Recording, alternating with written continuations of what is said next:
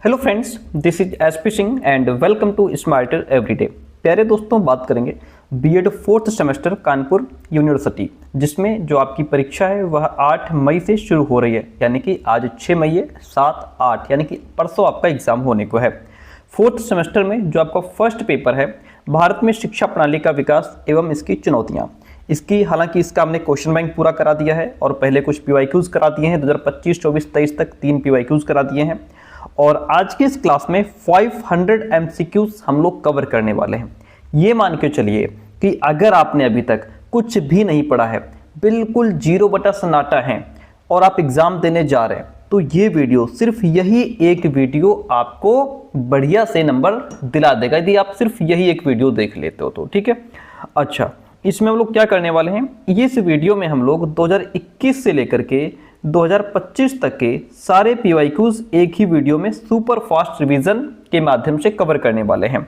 2021 का पीवाईक्यू करेंगे। देखिए 2021 का पीवाईक्यू, फिर इसके बाद 2022, 23, 24, 25 यानी कि 5 साल के पीवाईक्यूज करेंगे और हमारे ये टोटल 500 एमसीक्यूज हो जाएंगे। ठीक है, तो ये 500 क्वेश्चंस की क्लास है और आपके लिए बहुत रामबाण सिद्ध होने वाली है। सुपर फास्ट रिवीजन रहेगा। इससे पहले कि अगर आपने हमारी पीवाईक्यूज की वीडियोज देखी है तो ठीक है, नहीं देखी है तो ये वीडियो आपके लिए पर्याप्त रहेगी।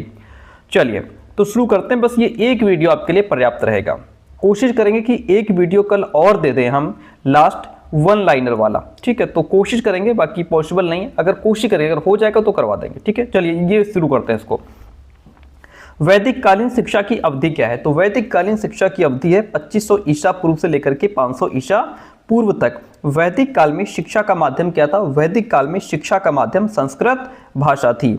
उपनयन संस्कार किससे संबंधित है? विद्या समाप्ति पर, गृह स्थापना के समय, गुरुकुल में प्रवेश के समय या उपरोक्त सभी। तो गुरुकुल में प्रवेश के समय बच्चे का उपनयन संस्कार करवाया जाता था। विद्या समाप्ति पर समावर्तन संस्कार होता था। सर कौन सा? विद्या समाप्ति पर समावर्तन संस्कार हुआ करता था। ऑप्शन सी यहाँ पे राइट हो जाएगा। वैदिक कालीन शिक्षा का मुख्य उद्देश्य क्या था? वैदिक कालीन शिक्षा का मुख्य उद्देश्य था बच्चे का आध्यात्मिक विकास करना। वैदिक कालीन शिक्षा का पाठ्यक्रम क्या था? पराविद्या, अपराविद्या या फिर ये दोनों ही? देखिए हमारी जो वैदिक कालीन शिक्षा थी, इसका पाठ्यक्रम परा और अपरा दोनों ही विद्याएं थी। पराविद्या में आध्यात्मिक ज्ञान दिया जाता था और अपराविद्या में भौतिक संसार का ज्ञान दिया जाता था। ठीक है, इसलिए ऑप्शन सी यहाँ पे राइट हो जाता है। प्राचीन शिक्षा का केंद्र तक्षशिला कहाँ है? यह पाकिस्तान में है। अफगान, और ऑप्शन में कई बार दूसरा ऑप्शन या रावलपिंडी दे देता है। अगर पाकिस्तान है ऑप्शन में तो पाकिस्तान को ही हम लोग टिक करेंगे। वैदिक काल में समावर्तन उपदेश कब दिया जाता था? गुरुकुल में प्रवेश के समय तो उपनयन संस्कार होता था। कब होता था उपनयन संस्कार? प्रवेश के समय। तो यहाँ पे विद्या की समाप्ति पर समावर्तन संस्कार होता था। कब होता था? विद्या की समाप्ति पर। ठीक है। बौद्धकालीन शिक्षा की अवधि क्या थी? बौद्धकालीन शिक्षा की अवधि 500 ईसा पूर्व से लेकर के 1200 ईस्वी तक थी। बौद्ध काल में शिक्षा का माध्यम क्या था? संस्कृत, पाली, अंग्रेजी या फिर वैदिक संस्कृत? तो वो हमारी पाली भाषा थी। कौन सी थी सर? पाली भाषा। प्रव्रज्या संस्कार या फिर पब्जा संस्कार? इसको देखिए प्रव्रज्या भी लिखा हो सकता है, पब्जा भी लिखा हो सकता है। तो पब्जा संस्कार किससे संबंधित था? बौद्ध काल से। किससे संबंधित था? बौद्ध काल से। मठ एवं बौद्ध विहार बौद्ध शिक्षा के केंद्र थे। तो मठ और विहार जो थे ये प्राथमिक और उच्च शिक्षा के केंद्र हुआ करते थे। बौद्ध काल के विद्यार्थी को किस नाम से जाना जाता था? बौद्ध काल के विद्यार्थी को सामनेर कहा जाता था। सर क्या कहा जाता था? सामनेर कहा जाता था। बौद्धकालीन शिक्षा का मुख्य उद्देश्य क्या था? बौद्धकालीन शिक्षा का मुख्य उद्देश्य था निर्वाण प्राप्त करना। नालंदा विश्वविद्यालय की स्थापना किसने की थी? चंद्रगुप्त, अशोक, कुमारगुप्त या इनमें से कोई नहीं? तो राइट आंसर आपका हो जाएगा कुमारगुप्त। मध्यकालीन शिक्षा की अवधि क्या थी? मध्यकालीन शिक्षा की अवधि थी 1200 ईस्वी से लेकर के 1700 ईस्वी तक। ऑप्शन सी राइट हो जाता है सर। मकतब और मदरसा मध्यकालीन शिक्षा के केंद्र थे। तो ये प्राथमिक और उच्च शिक्षा के केंद्र हुआ करते थे। जो मकतब थे ये आपके प्राथमिक शिक्षा के केंद्र होते थे। मदरसा जो थे ये उच्च शिक्षा के केंद्र हुआ करते थे। ये आजकल के डिग्री कॉलेज की भांति होते थे। ऑप्शन सी यहाँ पे राइट हो जाता है।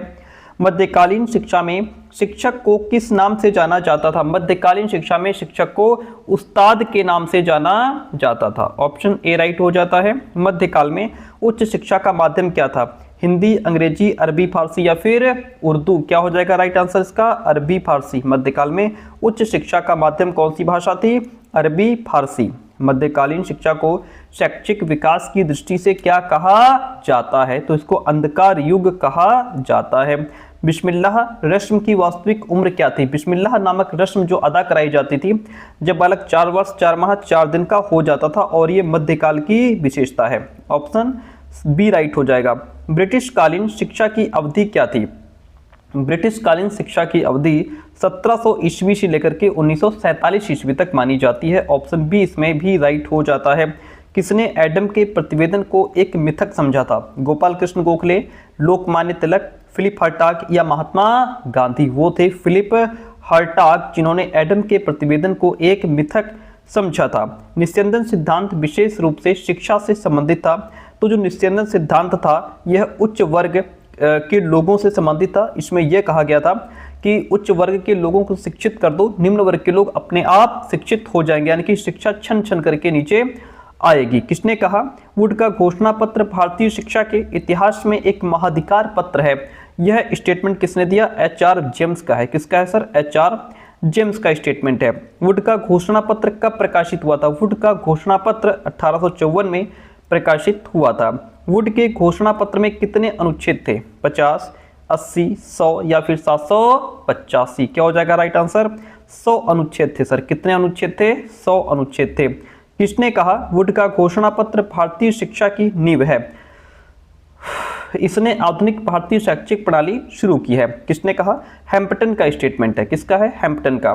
भारतीय शिक्षा आयोग 1882 के अध्यक्ष कौन थे? भारतीय शिक्षा आयोग 1882 के अध्यक्ष थे विलियम हंटर, और इसको हंटर आयोग भी कहा जाता है। हंटर आयोग की संस्तुति क्या थी? हंटर आयोग की संस्तुति थी प्राथमिक शिक्षा के संबंध में इन्होंने अपने विचार दिए। माध्यमिक शिक्षा की बात की, उच्च शिक्षा की भी बात की, इसलिए ऑप्शन जो डी है वह राइट हो जाएगा। हंटर आयोग का गठन कब हुआ? हंटर आयोग का गठन 1882 में हुआ था। ऑप्शन फर्स्ट राइट हो जाता है। केंद्रीय शिक्षा विभाग की स्थापना किसने की? केंद्रीय शिक्षा विभाग की स्थापना लॉर्ड कर्जन ने की थी सर। किसने? लॉर्ड कर्जन ने। ऑप्शन बी राइट हो जाता है। सन 1901 में शिमला में शैक्षिक सम्मेलन किसने आयोजित किया था? लॉर्ड कर्जन ने आयोजित किया था। किसने? लॉर्ड कर्जन ने आयोजित किया था। सैडलर आयोग का गठन कब किया गया? 1917, 1919, 1918 या फिर 1916? तो कब हुआ था? 1917। ऑप्शन यहाँ भी फर्स्ट आपका राइट हो जाता है।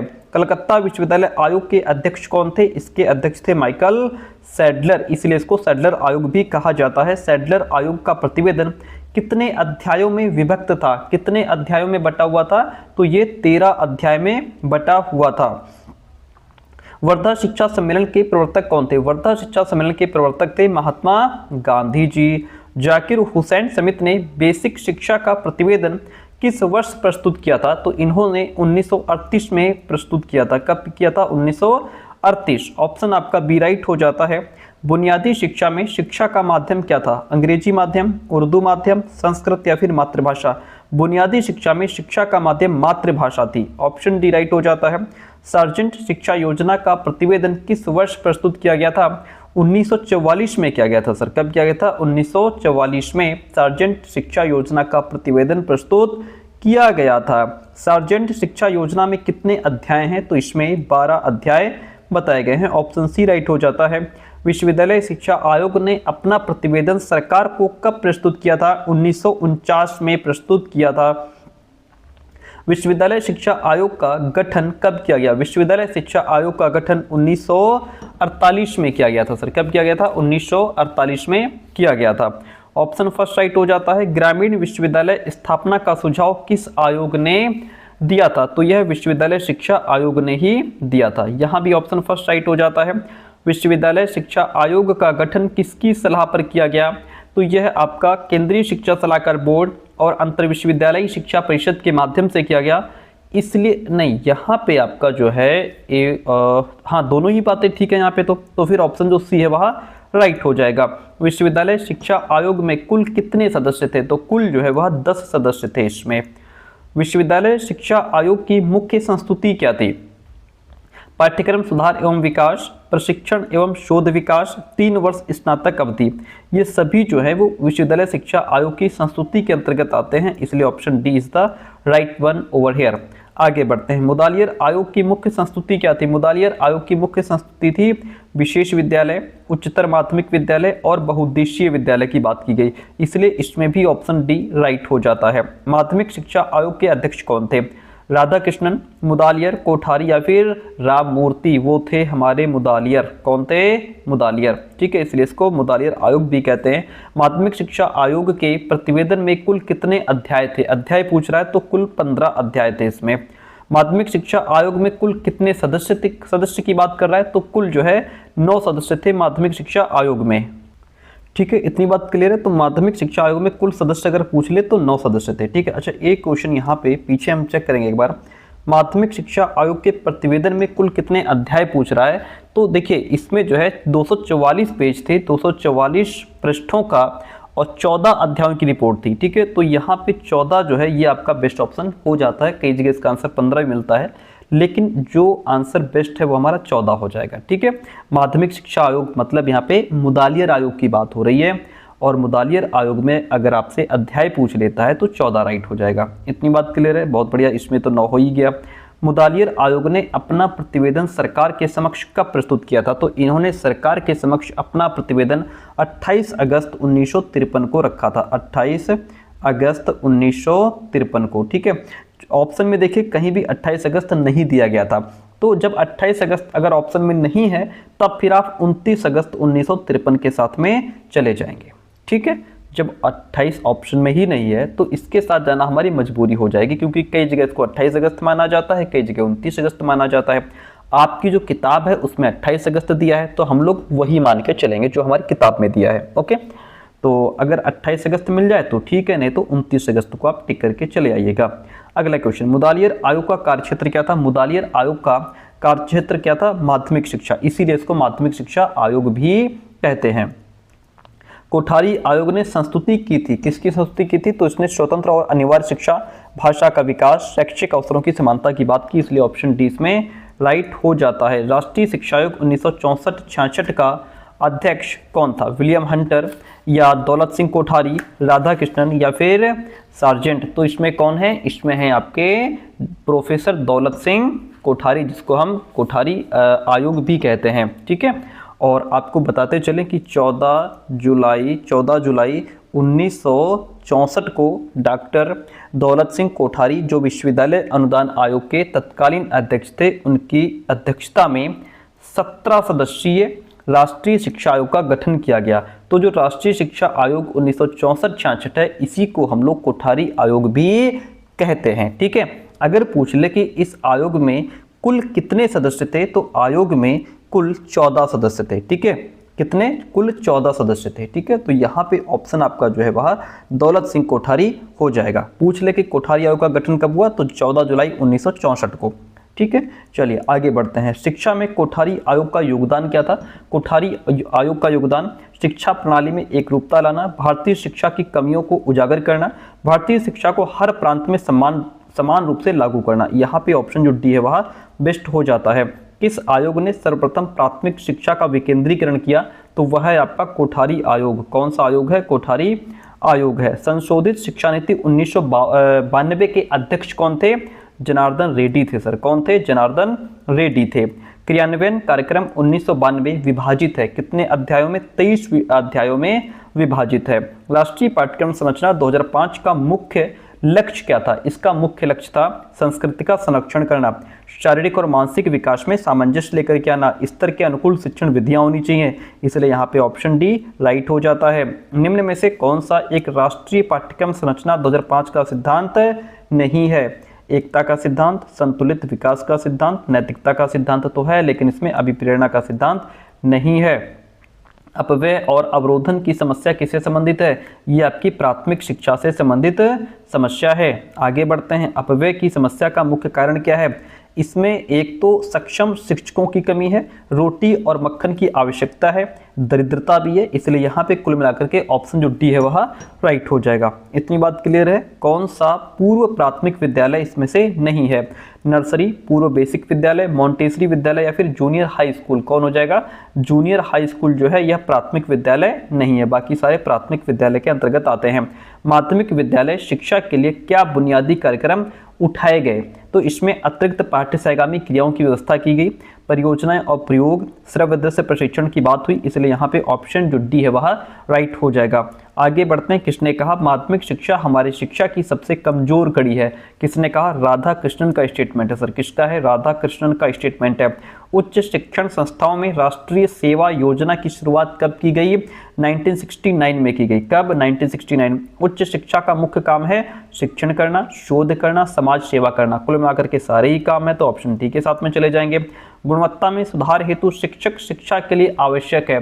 क्या आवश्यक है सर? एक तो शिक्षक प्रशिक्षण कॉलेज होने चाहिए, शिक्षा देने वाला होना चाहिए, सभी सुविधाएं हो, तो कुल मिलाकर के यहाँ पे ऑप्शन डी राइट हो जाता है। National curriculum framework for quality teacher education किस वर्ष प्रकाशित हुई? ये आपकी 2009 में प्रकाशित हुई थी। राष्ट्रीय प्रौढ़ शिक्षा परिषद की स्थापना कब हुई? 1969 में हुई थी। राष्ट्रीय साक्षरता मिशन की शुरुआत कब हुई? तो इसकी शुरुआत की अगर बात करें तो ये शुरुआत हुई थी 1988 में, यानी कि 1988 में। राष्ट्रीय मुक्त विद्यालय शिक्षा संस्था की स्थापना कब हुई? 1989 में। कब हुई थी सर? 1989 में। इंदिरा गांधी राष्ट्रीय मुक्त विश्वविद्यालय की स्थापना कब हुई थी? इसकी स्थापना 1985 में हुई थी। इग्नू की बात हो रही है यहाँ पे। अगला क्वेश्चन लेते हैं। अखिल भारतीय तकनीकी शिक्षा परिषद की स्थापना कब हुई थी? 1945 में। ऑप्शन यहाँ पे बी राइट हो जाता है। एससीईआरटी का कार्यालय उत्तर प्रदेश में कहाँ है? उत्तर प्रदेश में लखनऊ में है सर। कहाँ? लखनऊ में। एनसीईआरटी का कार्यालय कहाँ है? एनसीईआरटी का कार्यालय पूछ रहा है, नई दिल्ली में सर। कहाँ है? नई दिल्ली में है। नैक का मुख्य काम क्या है? नैक का मुख्य काम क्या है? गुणवत्ता से संबंधित अनुसंधान, अध्ययन, परामर्श एवं प्रशिक्षण कार्यक्रम। तो कुल मिलाकर के दोनों ही इसके मुख्य काम है। ऑप्शन सी राइट हो जाएगा। सन 1990 में प्राथमिक स्तर पर न्यूनतम अधिगम स्तर को तय करने के लिए बनाई गई समिति के अध्यक्ष कौन थे? Professor R H. दबे थे। कौन? Professor R H. दबे। राष्ट्रीय प्रौढ़ शिक्षा कार्यक्रम का प्रारंभ कब हुआ था? 2 अक्टूबर 1978 को। कब हुआ था सर? 2 अक्टूबर 1978 को। अगला क्वेश्चन आपसे कहता है भारत में मुक्त शिक्षा की शुरुआत सर्वप्रथम किस विश्वविद्यालय ने किया था? भीमराव अंबेडकर मुक्त विश्वविद्यालय हैदराबाद ने। ऑप्शन यहाँ पे जो फर्स्ट है वह आपका राइट हो जाता है। प्राथमिक शिक्षा का सार्वभौमिकता का अर्थ क्या है? देखिएगा, सभी को शिक्षा प्रदान करने के लिए, सभी लड़कियों को शिक्षा प्रदान करने के लिए और सभी बच्चों के लिए स्वतंत्र एवं अनिवार्य शिक्षा प्रदान करने के लिए, या फिर 6 से 14 आयु वर्ग के लिए स्वतंत्र और अनिवार्य शिक्षा प्रदान करने के लिए, यही प्राथमिक शिक्षा का सार्वभौमिकरण है। ऑप्शन जो डी है वो इसमें आपका राइट हो जाएगा। सार्वभौमिकरण के मार्ग में मुख्य बाधाएं क्या हैं? इसमें जो बाधाएं हैं, एक तो गरीबी, सामाजिक पिछड़ापन, निरक्षरता, ये सभी जो है सार्वभौमिकरण के मार्ग में मुख्य बाधाएं हैं। प्राथमिक शिक्षा की सार्वभौमिकता की अवस्था है। सार्वभौमिकरण का प्रावधान, नामांकन का सार्वभौमिकरण, अवधारणा का सार्वभौमिकरण। कुल मिलाकर के ऑप्शन डी यहाँ पे राइट हो जाता है। सार्वभौमिकरण शिक्षा के अभिकरण क्या हैं? राष्ट्रीय शैक्षिक अनुसंधान और प्रशिक्षण परिषद। ये क्या है? सार्वभौमिकरण शिक्षा की एजेंसीज हैं। राज्य शैक्षिक अनुसंधान और प्रशिक्षण परिषद, एनसीईआरटी, एससीईआरटी हो गया, जिला शिक्षा प्रशिक्षण संस्थान डाइट हो गया आपका। तो कुल मिलाकर के ऑप्शन डी यहाँ पे राइट हो जाएगा। मानव संसाधन मंत्रालय द्वारा तकनीकी शिक्षा गुणवत्ता सुधार कार्यक्रम की शुरुआत कब की गई थी? 2002 में की गई थी सर। कब? 2002 में। सार्वभौमिक शिक्षा का महत्व है, सार्वभौमिक शिक्षा का महत्व है प्राथमिक स्तर पर। कहाँ? किस स्तर पर? प्राथमिक स्तर पर। व्यवसायीकरण का मुख्य उद्देश्य क्या है? व्यवसायीकरण का मुख्य उद्देश्य है लाभ। ठीक है।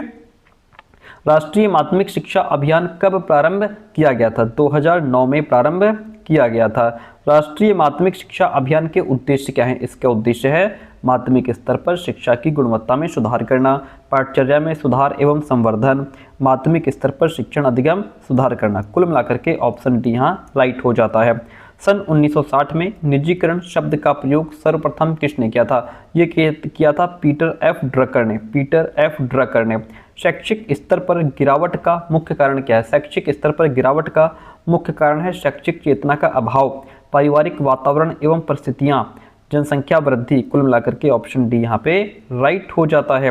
शैक्षिक मानक का तात्पर्य क्या है? शैक्षिक मानक का तात्पर्य है शैक्षिक विधि, शैक्षिक गुणवत्ता, विद्यार्थियों की शैक्षिक योग्यता। कुल मिलाकर यहाँ भी ऑप्शन आपका डी राइट हो जाता है।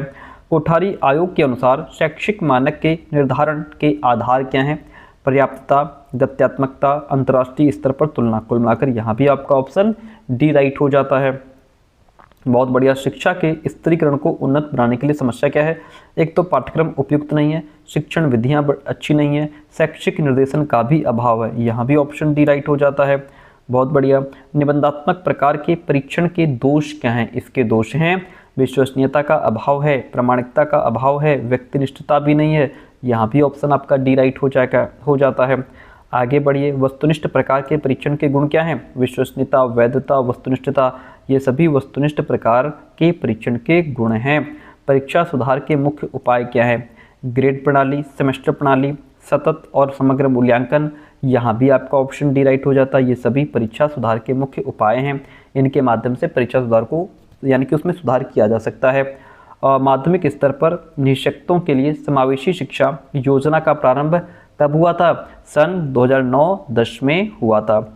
और सेकंड लास्ट क्वेश्चन 2021 का, राष्ट्रीय माध्यमिक शिक्षा अभियान का काम क्या है? इसका काम है माध्यमिक एवं उच्चतर माध्यमिक विद्यालयों की शिक्षा से संबंधित मदद करना, गुणवत्ता युक्त शिक्षा उपलब्ध कराना, माध्यमिक एवं उच्चतर माध्यमिक विद्यालयों में नामांकन में वृद्धि करना। तो कुल मिलाकर के सारे ही जो हैं वो राष्ट्रीय माध्यमिक शिक्षा अभियान के कार्य हैं। ऑप्शन डी राइट हो जाता है।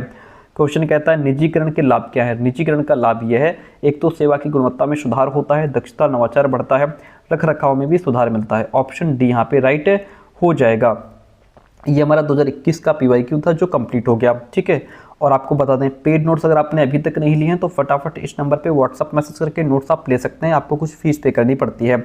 और ये हमारा लर्न विद SP सर दूसरा चैनल है यूट्यूब का। ठीक है। जिस पर जैसे ही आपका B.Ed एग्जाम कंप्लीट होगा यहाँ पे आपको UP टेट की क्लासेस कंटिन्यू मिलने वाली हैं। तो जाकर के इसको जरूर सब्सक्राइब कर लीजिएगा। ठीक है। इतनी बात क्लियर है। तो 2021 का PYQ हमने पूरा पढ़ लिया। अब यहाँ से आपका 2022 का PYQ यानी कि मान के चलिए 100 क्वेश्चन तो पूरे हो ही गए। यहाँ से आपका क्वेश्चन नंबर 101 शुरू होता है।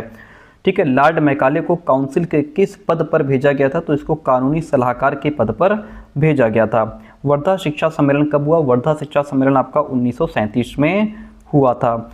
वुड एबट रिपोर्ट 1936-37 कितने भागों में प्रस्तुत की गई? यह आपकी 2 भागों में प्रस्तुत की गई थी। गोखले ने केंद्रीय धारा सभा में अपना विधेयक कब प्रस्तुत किया था? तो इन्होंने 1911 यानी 16 मार्च 1911 को अपना विधेयक प्रस्तुत किया था। फिर कहता है श्री अरविंद द्वारा स्थापित अंतर्राष्ट्रीय शिक्षा केंद्र कहाँ स्थापित है? तो ये आपका पौंडीचेरी में स्थापित है। ऑप्शन फर्स्ट राइट हो जाता है। नवोदय विद्यालयों की स्थापना का सुझाव किसने दिया था? नई शिक्षा नीति 1986 ने ये सुझाव दिया था। ऑप्शन फर्स्ट राइट हो जाता है। सन 1882 के हंटर आयोग की सिफारिश क्या थी? इसकी सिफारिश क्या थी? प्राविधिक कॉलेज खोलने की, व्यावसायिक कॉलेज खोलने की, इंजीनियरिंग कॉलेज स्थापित करने की, या फिर माध्यमिक विद्यालय की अंतिम कक्षाओं में व्यावसायिक शिक्षा प्रदान करने की। Very good. ऑप्शन डी 1882 के हंटर आयोग की सिफारिश यही थी, माध्यमिक विद्यालय की अंतिम कक्षाओं में व्यावसायिक शिक्षा प्रदान की जाए। ऑप्शन डी यहाँ पे राइट हो जाता है। वर्धा शिक्षा योजना के निम्नलिखित सिद्धांतों में से कौन सा सिद्धांत विवादास्पद था? शिल्प केंद्रीयता का, शिक्षा का माध्यम, या समवाय, या फिर स्वावलंबन? वो था हमारा स्वावलंबन, जिसको हम सेल्फ सफिशिएंसी कहते हैं। ऑप्शन डी राइट हो जाएगा। यह किसके विचार हैं? यूरोपीय साहित्य की पुस्तकों की एक अलमारी भारत के समस्त साहित्य के बराबर है। ये किसका स्टेटमेंट है? मैकाले का स्टेटमेंट है। ऑप्शन ए राइट हो जाएगा। मदरसों की शिक्षा का माध्यम क्या था? मदरसों में जो शिक्षा दी जाती थी वह फारसी में दी जाती थी। सर किसमें? फारसी में। वैदिक कालीन शिक्षा में गुरु शिष्य जो संबंध था वह पिता पुत्र जैसा था। कैसा संबंध था? पिता पुत्र जैसा संबंध था। निम्न में से कौन सा बौद्धकालीन शिक्षा का गुण नहीं है? बताइए। विद्यार्थियों द्वारा समूह में रहकर शिक्षा प्राप्त करना, ये तो ठीक है। सभी को शिक्षा प्राप्त करने का अधिकार था। मठों पर केंद्रीय बौद्ध संघ का नियंत्रण भी था। अपराधी विद्यार्थियों द्वारा दंड हेतु निवेदन करना, ये ऑप्शन नहीं था। ये ऑप्शन आपका इसमें हट जाएगा। ऑप्शन डी यहाँ पे राइट हो जाएगा। अंतर्राष्ट्रीय साक्षरता दिवस कब मनाया जाता है? अंतर्राष्ट्रीय साक्षरता दिवस 8 सितंबर को मनाया जाता है। मुक्त विश्वविद्यालयों की विशेषता क्या है? मुक्त विश्वविद्यालयों की विशेषता ये है कि प्रवेश और परीक्षा नियमों में उदारता रहती है। ऑप्शन सी राइट हो जाएगा। जनपद स्तर पर प्राथमिक और बुनियादी विद्यालयों के सेवारत शिक्षकों की शिक्षा की जिम्मेदारी सौंपी गई। किसको सौंपी गई थी? डाइट को सौंपी गई सर। किसको? डाइट को। भारतीय संविधान की प्रस्तावना में भारत के लोगों के लिए विभिन्न प्रकार की स्वतंत्रता का उल्लेख किया गया है। इनमें से किस प्रकार की स्वतंत्रता का शिक्षा के क्षेत्र में जुड़े व्यावसायिकों पर प्रत्यक्ष रूप से संबंध है? तो वो है विचार और अभिव्यक्ति की स्वतंत्रता। विचार और अभिव्यक्ति की स्वतंत्रता। बस्ते के बोझ को कम करना, इस समस्या के समाधान के लिए किस समिति का गठन किया गया? तो इसमें यशपाल समिति का गठन किया गया। यशपाल समिति का गठन किया गया। त्रिभाषा सूत्र सबसे पहले किसने प्रस्तुत किया था? त्रिभाषा सूत्र जो है वह केंद्रीय शिक्षा सलाहकार परिषद यानी कि केब के द्वारा जो है प्रस्तुत किया गया था। मुस्लिम काल में उच्च शिक्षा के केंद्र जो थे वो मदरसे थे और प्राथमिक शिक्षा के केंद्र अगर आपसे पूछ ले तो वो मकतब थे। ठीक है, ऑप्शन जो इसमें आपका मदरसे यानी कि बी है वह राइट हो जाएगा। भारत में प्राथमिक शिक्षा स्तर पर होने वाले अपव्यय एवं अवरोधन की ओर सबसे पहले किसने ध्यान आकृष्ट किया था? तो ये ध्यान आकृष्ट किया था हर्टाग समिति ने। राष्ट्रीय ज्ञान आयोग की स्थापना कब हुई? राष्ट्रीय ज्ञान आयोग की स्थापना 13 जून 2005 को हुई थी सर। 13 जून 2005 को। मुदालियर आयोग का कार्यक्षेत्र क्या था? मुदालियर आयोग का कार्यक्षेत्र है माध्यमिक शिक्षा। क्या है? माध्यमिक शिक्षा। संविधान के किस संशोधन द्वारा शिक्षा को समवर्ती सूची में लाया गया था? वह था हमारा 42वां संविधान संशोधन। ऑप्शन बी यहाँ पे 42वां राइट हो जाएगा। ब्रिटिश कालीन किस घोषणा पत्र से क्रमबद्ध विद्यालयों की स्थापना की गई? ऑकलैंड द्वारा घोषित शिक्षा नीति घोषणा पत्र से, या फिर 1813 के आज्ञा पत्र से, वुड के घोषणा पत्र से, या मैकाले के विवरण पत्र से? तो इसमें आपका वुड के घोषणा पत्र से क्रमबद्ध विद्यालयों की स्थापना की गई। ऑप्शन जो सी है वह राइट हो जाएगा। वैदिक काल में क्षत्रिय बालकों को गुरुकुल में प्रवेश हेतु जो निर्धारित आयु थी वह कितनी थी सर? वह आपकी 11 वर्ष थी। ठीक है, वैसे यहाँ पे आप जो हम लोग की जो बुक है आपकी उसमें 10 साल दिया है। वो कितना दिया है? 10 साल। ठीक है, ऑप्शन में 10 ना हो तो 11 के साथ हम जाएंगे। अगर यहाँ पे ऑप्शन में 10 भी हो 11 भी हो तो हम 10 के साथ में जाएंगे। ठीक है, ऑप्शन यहाँ पे हालांकि 11 राइट है लेकिन बुक में आपके 10 ही दिया है और 10 सही भी है। आगे बढ़ते हैं। 11 में इसलिए गए 11 के साथ क्योंकि ऑप्शन में ही 10 नहीं है।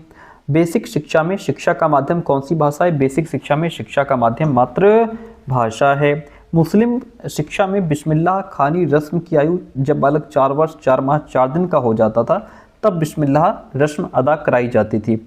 सर्व शिक्षा अभियान के घटक क्या हैं? शिक्षा गारंटी योजना, ऑपरेशन ब्लैक बोर्ड, मध्याह्न भोजन योजना, या फिर उपरोक्त सभी? तो इसमें क्या हो जाएगा राइट आंसर आपका? उपरोक्त सभी सर्व शिक्षा अभियान के घटक हैं।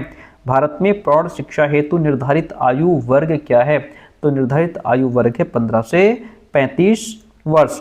राष्ट्रीय माध्यमिक शिक्षा अभियान RMSA का प्रारंभ कब किया गया? इसका प्रारंभ किया गया मार्च 2009 में। कब? मार्च 2009 में। नैक का मुख्यालय कहाँ है? बेंगलोर, दिल्ली, जयपुर, भुवनेश्वर? कहाँ है? तो यह नैक का मुख्यालय बेंगलोर में है सर। कहाँ है? बेंगलोर में है। ठीक है, दी स्कूलिंग सोसाइटी पुस्तक के लेखक कौन है? Ivan Ilyich. कौन है? Ivan Ilyich. विश्वविद्यालय अनुदान आयोग की स्थापना कब हुई थी? इसकी स्थापना 1956 नवंबर 1956 में हुई थी। शिक्षा में अधोगामी निस्यंदन सिद्धांत का प्रतिपादक किसे माना जाता है? इसका प्रतिपादक लॉर्ड मैकाले को माना जाता है। पराविद्या का प्रमुख उद्देश्य क्या था? धन उपार्जन करना, लौकिक ज्ञान, सामाजिक व्यवहार, या आध्यात्मिक विकास? पराविद्या का मुख्य उद्देश्य था आध्यात्मिक विकास। क्या था? आध्यात्मिक विकास। वैदिक कालीन शिक्षण पद्धति जो थी वह किस तरीके की थी? वैदिक कालीन शिक्षण पद्धति मौखिक थी सर। कैसी? मौखिक। बौद्धकालीन शिक्षा की व्यवस्था है। बौद्धकालीन शिक्षा की व्यवस्था है अष्टांग मार्ग, 4 आर्य सत्य की बात हुई है, निर्वाण की बात हुई है। कुल मिलाकर यहाँ भी ऑप्शन आपका डी राइट हो जाता है। एक वेद के अध्ययन के लिए कितना समय निर्धारित था? एक वेद के अध्ययन के लिए 12 वर्ष का समय निर्धारित था। शिक्षक शिक्षा में इंटर्नशिप कार्यक्रम का उद्देश्य क्या है? इंटर्नशिप कार्यक्रम का उद्देश्य है प्रशिक्षण कार्यक्रम में छात्राध्यापकों की सहायता करना। ऑप्शन बी राइट हो जाता है। भारत में द्वैध शासन व्यवस्था कब से प्रारंभ हुई? तो यह व्यवस्था आपकी 1911 ठीक है, 1919 के एक्ट के तहत 1921 में लागू हुई थी, इसलिए ऑप्शन बी यहाँ राइट हो जाता है। कथन है शैक्षिक स्तर यदि एक बार गिर जाता है तो प्रयास करने पर भी नहीं उठता और उस पर ग्रेशम का नियम लागू हो जाता है। किसने कहा? ये बात महात्मा गांधी जी की है। किसकी है? महात्मा गांधी। किस शिक्षा व्यवस्था में सिद्धिरस्तु नामक पुस्तक का अध्ययन करना होता है? तो ये आपका बौद्धकालीन और शिक्षा व्यवस्था में सिद्धिरस्तु नामक पुस्तक का अध्ययन करना होता है। ये वर्णमाला की शुरुआती पुस्तक थी, ऑप्शन यहाँ पे बी राइट हो जाता है।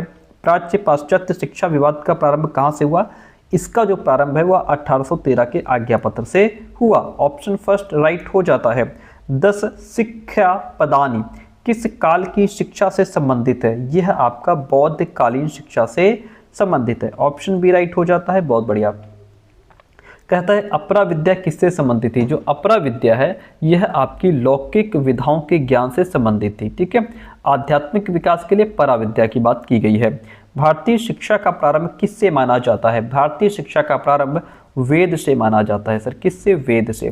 किस आयोग ने पंचमुखी कार्यक्रम प्रस्तुत किया था?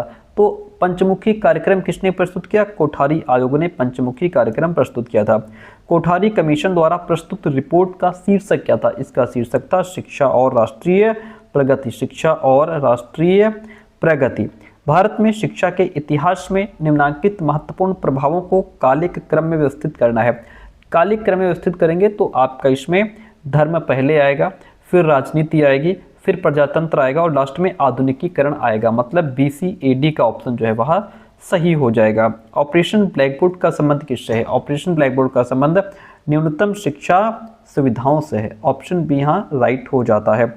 नेहरू ग्राम भारती क्या है? नेहरू ग्राम भारती एक मानित विश्वविद्यालय यानी कि डीम्ड यूनिवर्सिटी है। कैसी है? डीम्ड यूनिवर्सिटी है। मैं बालक की शिक्षा का आरंभ लाभप्रद हस्तकला से करना चाहता हूं और उसे आरंभ से ही शिक्षा के योग्य बनाना चाहता हूं। इस प्रकार प्रत्येक विद्यालय आत्मनिर्भर हो सकता है। शर्त यह है कि इन स्कूलों के निर्माण का कार्य राज्य अपने हाथों में ले ले। यह स्टेटमेंट महात्मा गांधी जी का है। सर किसका स्टेटमेंट है? महात्मा गांधी जी का स्टेटमेंट है। अगला क्वेश्चन देखिए, कहता है मिलान करना है। वुड एबट समिति रिपोर्ट कब आई थी? वुड एबट समिति रिपोर्ट जो है वो 1937 में आई थी, ठीक है। इसने व्यावसायिक शिक्षा पर जोर दिया। सार्जेंट रिपोर्ट आप सभी को पता है 1944, इसे भारत में युद्धोत्तर शिक्षा विकास योजना भी कहते हैं। सैडलर आयोग 1917 है ना, इसे कलकत्ता विश्वविद्यालय आयोग भी कहा जाता है।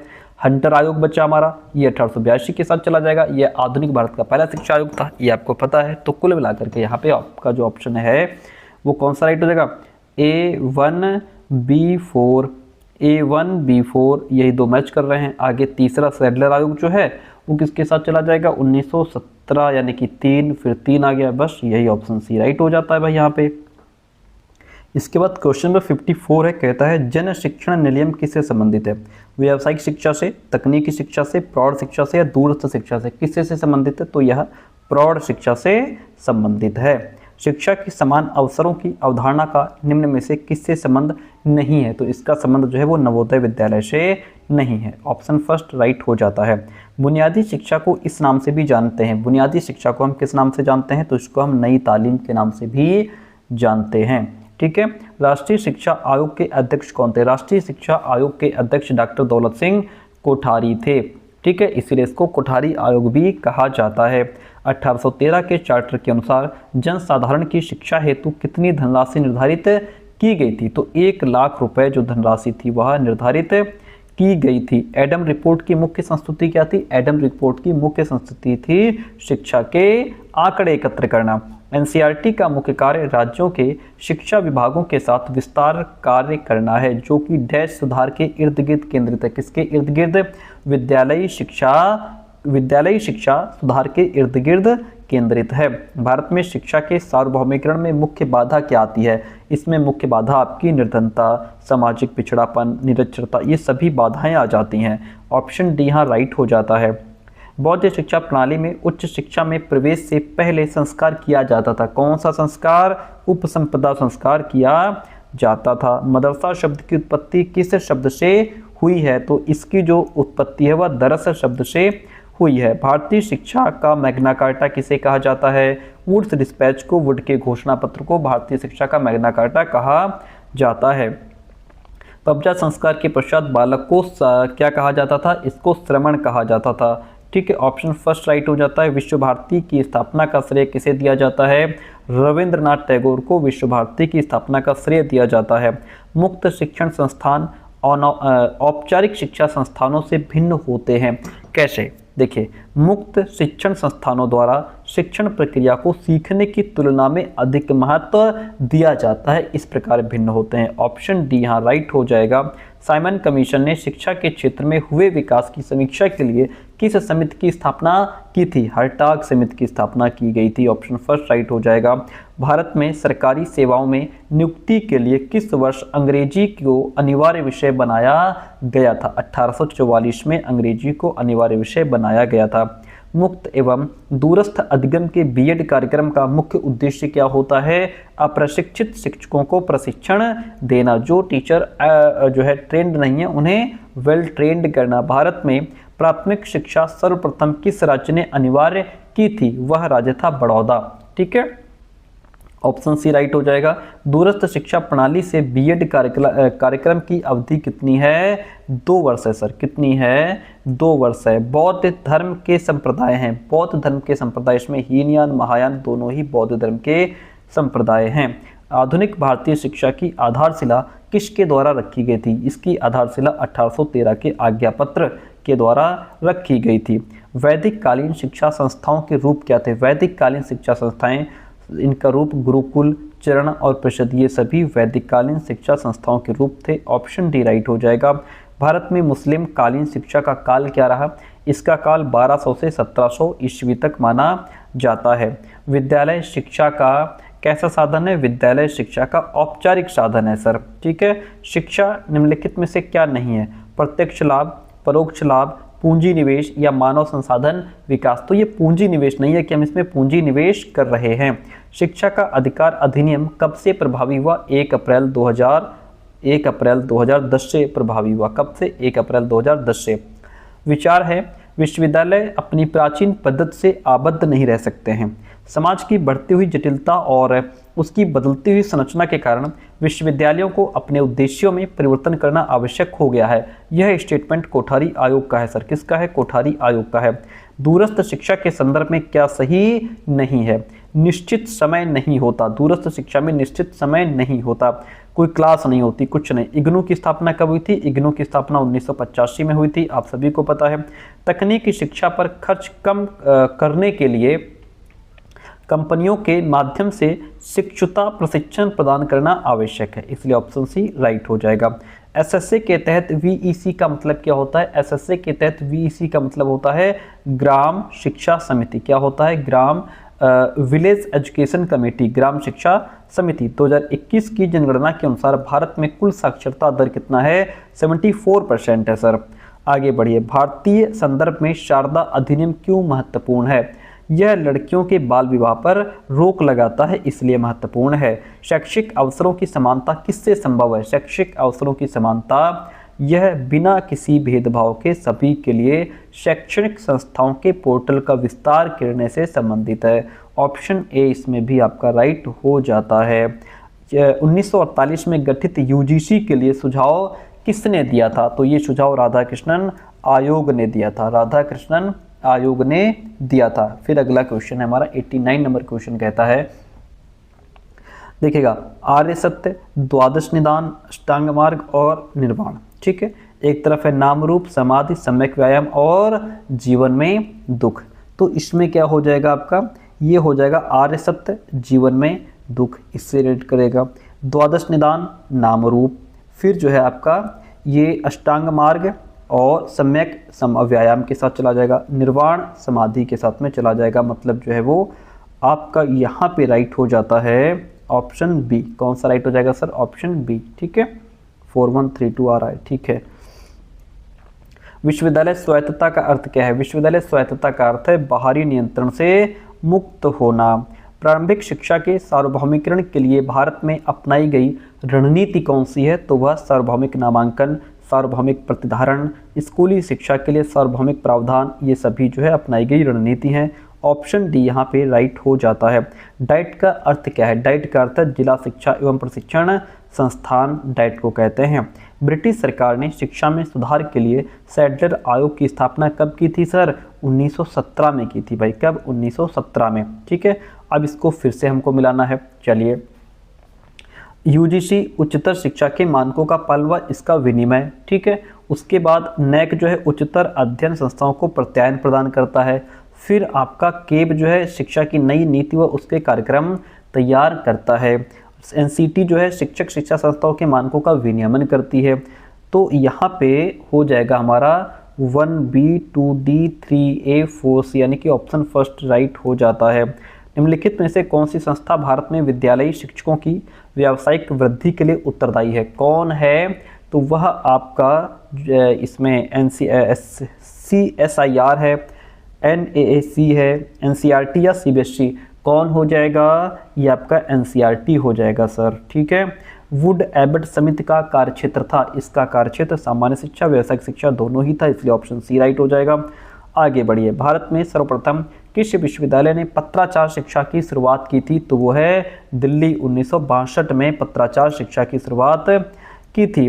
98 मध्याह्न भोजन कार्यक्रम किसके लिए है? मध्याह्न भोजन कार्यक्रम प्राथमिक विद्यालय के बच्चों के लिए है, प्राथमिक विद्यालय के बच्चों के लिए। बौद्ध काल में शिक्षा का माध्यम कौन सी भाषा थी? पाली भाषा थी सर। ठीक है, चलिए, वैदिक कालीन परा पाठचर्या में इसका अध्ययन सम्मिलित नहीं था। किसका अध्ययन सम्मिलित नहीं था? तो इसमें आयुर्विज्ञान का अध्ययन सम्मिलित नहीं था। ठीक है, इतनी बात क्लियर है। ये आपका 2022 का जो PYQ है वो भी कंप्लीट हुआ। अब देखिए, यहाँ तक हम लोगों ने क्या किया, 2021 का PYQ पूरा पढ़ लिया, 2022 का PYQ पूरा पढ़ लिया, और अब हम 2023 का PYQ पढ़ने जा रहे हैं। ठीक है, यानी 200 क्वेश्चन कंप्लीट हुए। अब जो है यहाँ से 201 नंबर क्वेश्चन आपका शुरू होता है। क्वेश्चन कहता है उपनयन संस्कार किससे संबंधित है? वैदिक काल से, बौद्ध काल से, मध्यकाल से या अंग्रेजी से? तो उपनयन संस्कार जो है आपका वो वैदिक काल से संबंधित है सर। किससे संबंधित है? वैदिक काल से संबंधित है। घटिका में उच्च स्तरीय शिक्षा दी जाती थी धर्म और दर्शन की। किसकी? धर्म और दर्शन की। वैदिक काल में शिक्षा थी, वैदिक काल में जो शिक्षा थी वह मौखिक थी सर। कैसी? मौखिक। विद्यारंभ संस्कार कितने वर्ष में होता था? विद्यारंभ संस्कार आपका 5 से 6 वर्ष में होता था। प्राचीन काल की शिक्षा व्यवस्था में शिक्षा सत्र प्रारंभ होता था श्रावण मास की पूर्णिमा में, श्रावण मास की पूर्णिमा में। वैदिक काल में टोल की शिक्षा के केंद्र थे। वैदिक काल में जो टोल थे वह संस्कृत की शिक्षा के जो है केंद्र हुआ करते थे। किसके? संस्कृत शिक्षा के केंद्र हुआ करते थे। उपनयन उपसंपदा संस्कार होता था। उपसंपदा संस्कार बौद्ध काल में होता था सर। कहाँ होता था? बौद्ध काल में। बौद्ध काल में बौद्ध शिक्षा का माध्यम कौन सी भाषा थी? बौद्ध शिक्षा का माध्यम पाली भाषा थी। कौन सी भाषा थी सर? पाली भाषा। महात्मा बुद्ध ने अपना प्रथम उपदेश कहाँ दिया? महात्मा बुद्ध ने अपना प्रथम उपदेश सारनाथ में दिया था। सिद्धिरस्तु नामक बालपोथी में अक्षरों की संख्या कितनी थी? 49 थी सर। कितनी? 49। बौद्ध काल में शिक्षा की शुरुआत सिद्धिरस्तु नामक बालपोथी से होती थी। इसमें कुल 49 अक्षर हुआ करते थे। संसार का सर्वप्रथम विश्वविद्यालय कौन सा था? तो वह था तक्षशिला। बौद्ध शिक्षा में विश्वविद्यालय की शिक्षा पूर्ण होने के बाद आयोजित परीक्षा में सफल छात्रों को उपाधि दी जाती थी। इनको भिक्षु कहा जाता था सर। क्या? भिक्षु कहा जाता था। मदरसा शब्द का शाब्दिक अर्थ क्या है? मदरसा शब्द का शाब्दिक अर्थ होता है भाषण देना। आप देख पा रहे होंगे कि क्वेश्चंस रिपीट होते हैं। तो अगर आप ये पूरे 500 क्वेश्चंस की वीडियो देख करके जाते हो, ये मान के चलिए कि आप बहुत बढ़िया 45 से 50 नंबर लेकर के आओगे। ठीक है, मुस्लिम रिवाजों के अनुसार 4 वर्ष 4 माह 4 दिन में कौन सी रस्म होती थी? बिस्मिल्लाह नामक रस्म अदा कराई जाती थी। मुस्लिम शिक्षा में शिक्षक एवं शिक्षार्थी को क्या कहा जाता था? इनको उस्ताद और शागिर्द कहा जाता था। ठीक है, मध्यकालीन भारत में मुस्लिम शिक्षा प्रणाली के दौरान टीचर्स को सम्मान पूर्वक उस्ताद और छात्रों को शागिर्द कहा जाता था। बिस्मिल्लाह रस्म के समय कुरान की भूमिका में कुरान के कौन कौन से अध्याय छात्र के सम्मुख बोले जाते थे? तो वो अध्याय थे 55वां अध्याय और 57वां अध्याय। 17 नंबर क्वेश्चन कहता है मुस्लिम काल में छात्रों को पढ़ाई जाने वाली गुलिस्तां एवं बोस्तां पुस्तक का संबंध किससे था सर? नैतिक विकास से। किससे संबंध था? नैतिक विकास से। मुस्लिम काल में प्राथमिक शिक्षा देने वाली संस्था कहलाती थी मकतब कहलाती थी। क्या कहलाती थी? मकतब। थेरी गाथा किस धर्म का प्रसिद्ध ग्रंथ है? तो थेरी गाथा बौद्ध धर्म का प्रसिद्ध ग्रंथ है। ब्रह्म विद्या का अर्थ क्या है? ब्रह्म विद्या का अर्थ है उपनिषद का। ठीक है, ब्रह्म विद्या का मतलब होता है उपनिषद का। पराविद्या का संबंध किससे है? आध्यात्मिक शिक्षा से। पराविद्या का संबंध किससे है? आध्यात्मिक शिक्षा से। प्राचीन काल में शिक्षा का आधार क्या था? वेद। कहा गया? वेद। क्या था? प्राचीन काल में शिक्षा का आधार क्या था? वेद। ऑप्शन बी राइट होता है। सद्गुण ही ज्ञान है। यह कथन किसका है? यह कथन सुकरात का है सर। एक सदचरित्र जिसे वेदों का अल्प ज्ञान है, दुष्चरित्र वेदाचार से कहीं अधिक श्रेष्ठ है। यह कथन किसका है? यह कथन मनु का है सर। किसका स्टेटमेंट है? मनु का स्टेटमेंट है। कलकत्ता मदरसा की स्थापना कब हुई थी? 1757 में, 1781 में, 1791 में या फिर 1813 में? तो कलकत्ता मदरसा की स्थापना की अगर बात करें तो ये हुई थी आपकी 1781 में। कब हुई थी सर? 1781 में। पेड नोट्स के लिए नंबर ये है, और ये हमारा दूसरा चैनल है यूट्यूब का, इसको सब्सक्राइब कर लीजिएगा। सबसे पहले कौन से ईसाई मिशनरी भारत आए थे? तो सबसे पहले पुर्तगाली ईसाई मिशनरी भारत आए थे। ऑप्शन फर्स्ट राइट हो जाता है। बनारस संस्कृत कॉलेज की स्थापना किसने की? बनारस संस्कृत कॉलेज की स्थापना जोनाथन डंकन ने की थी सर। किसने? जोनाथन डंकन ने। देखिएगा, मैकाले को परिषद में किस पद पर नियुक्त किया गया?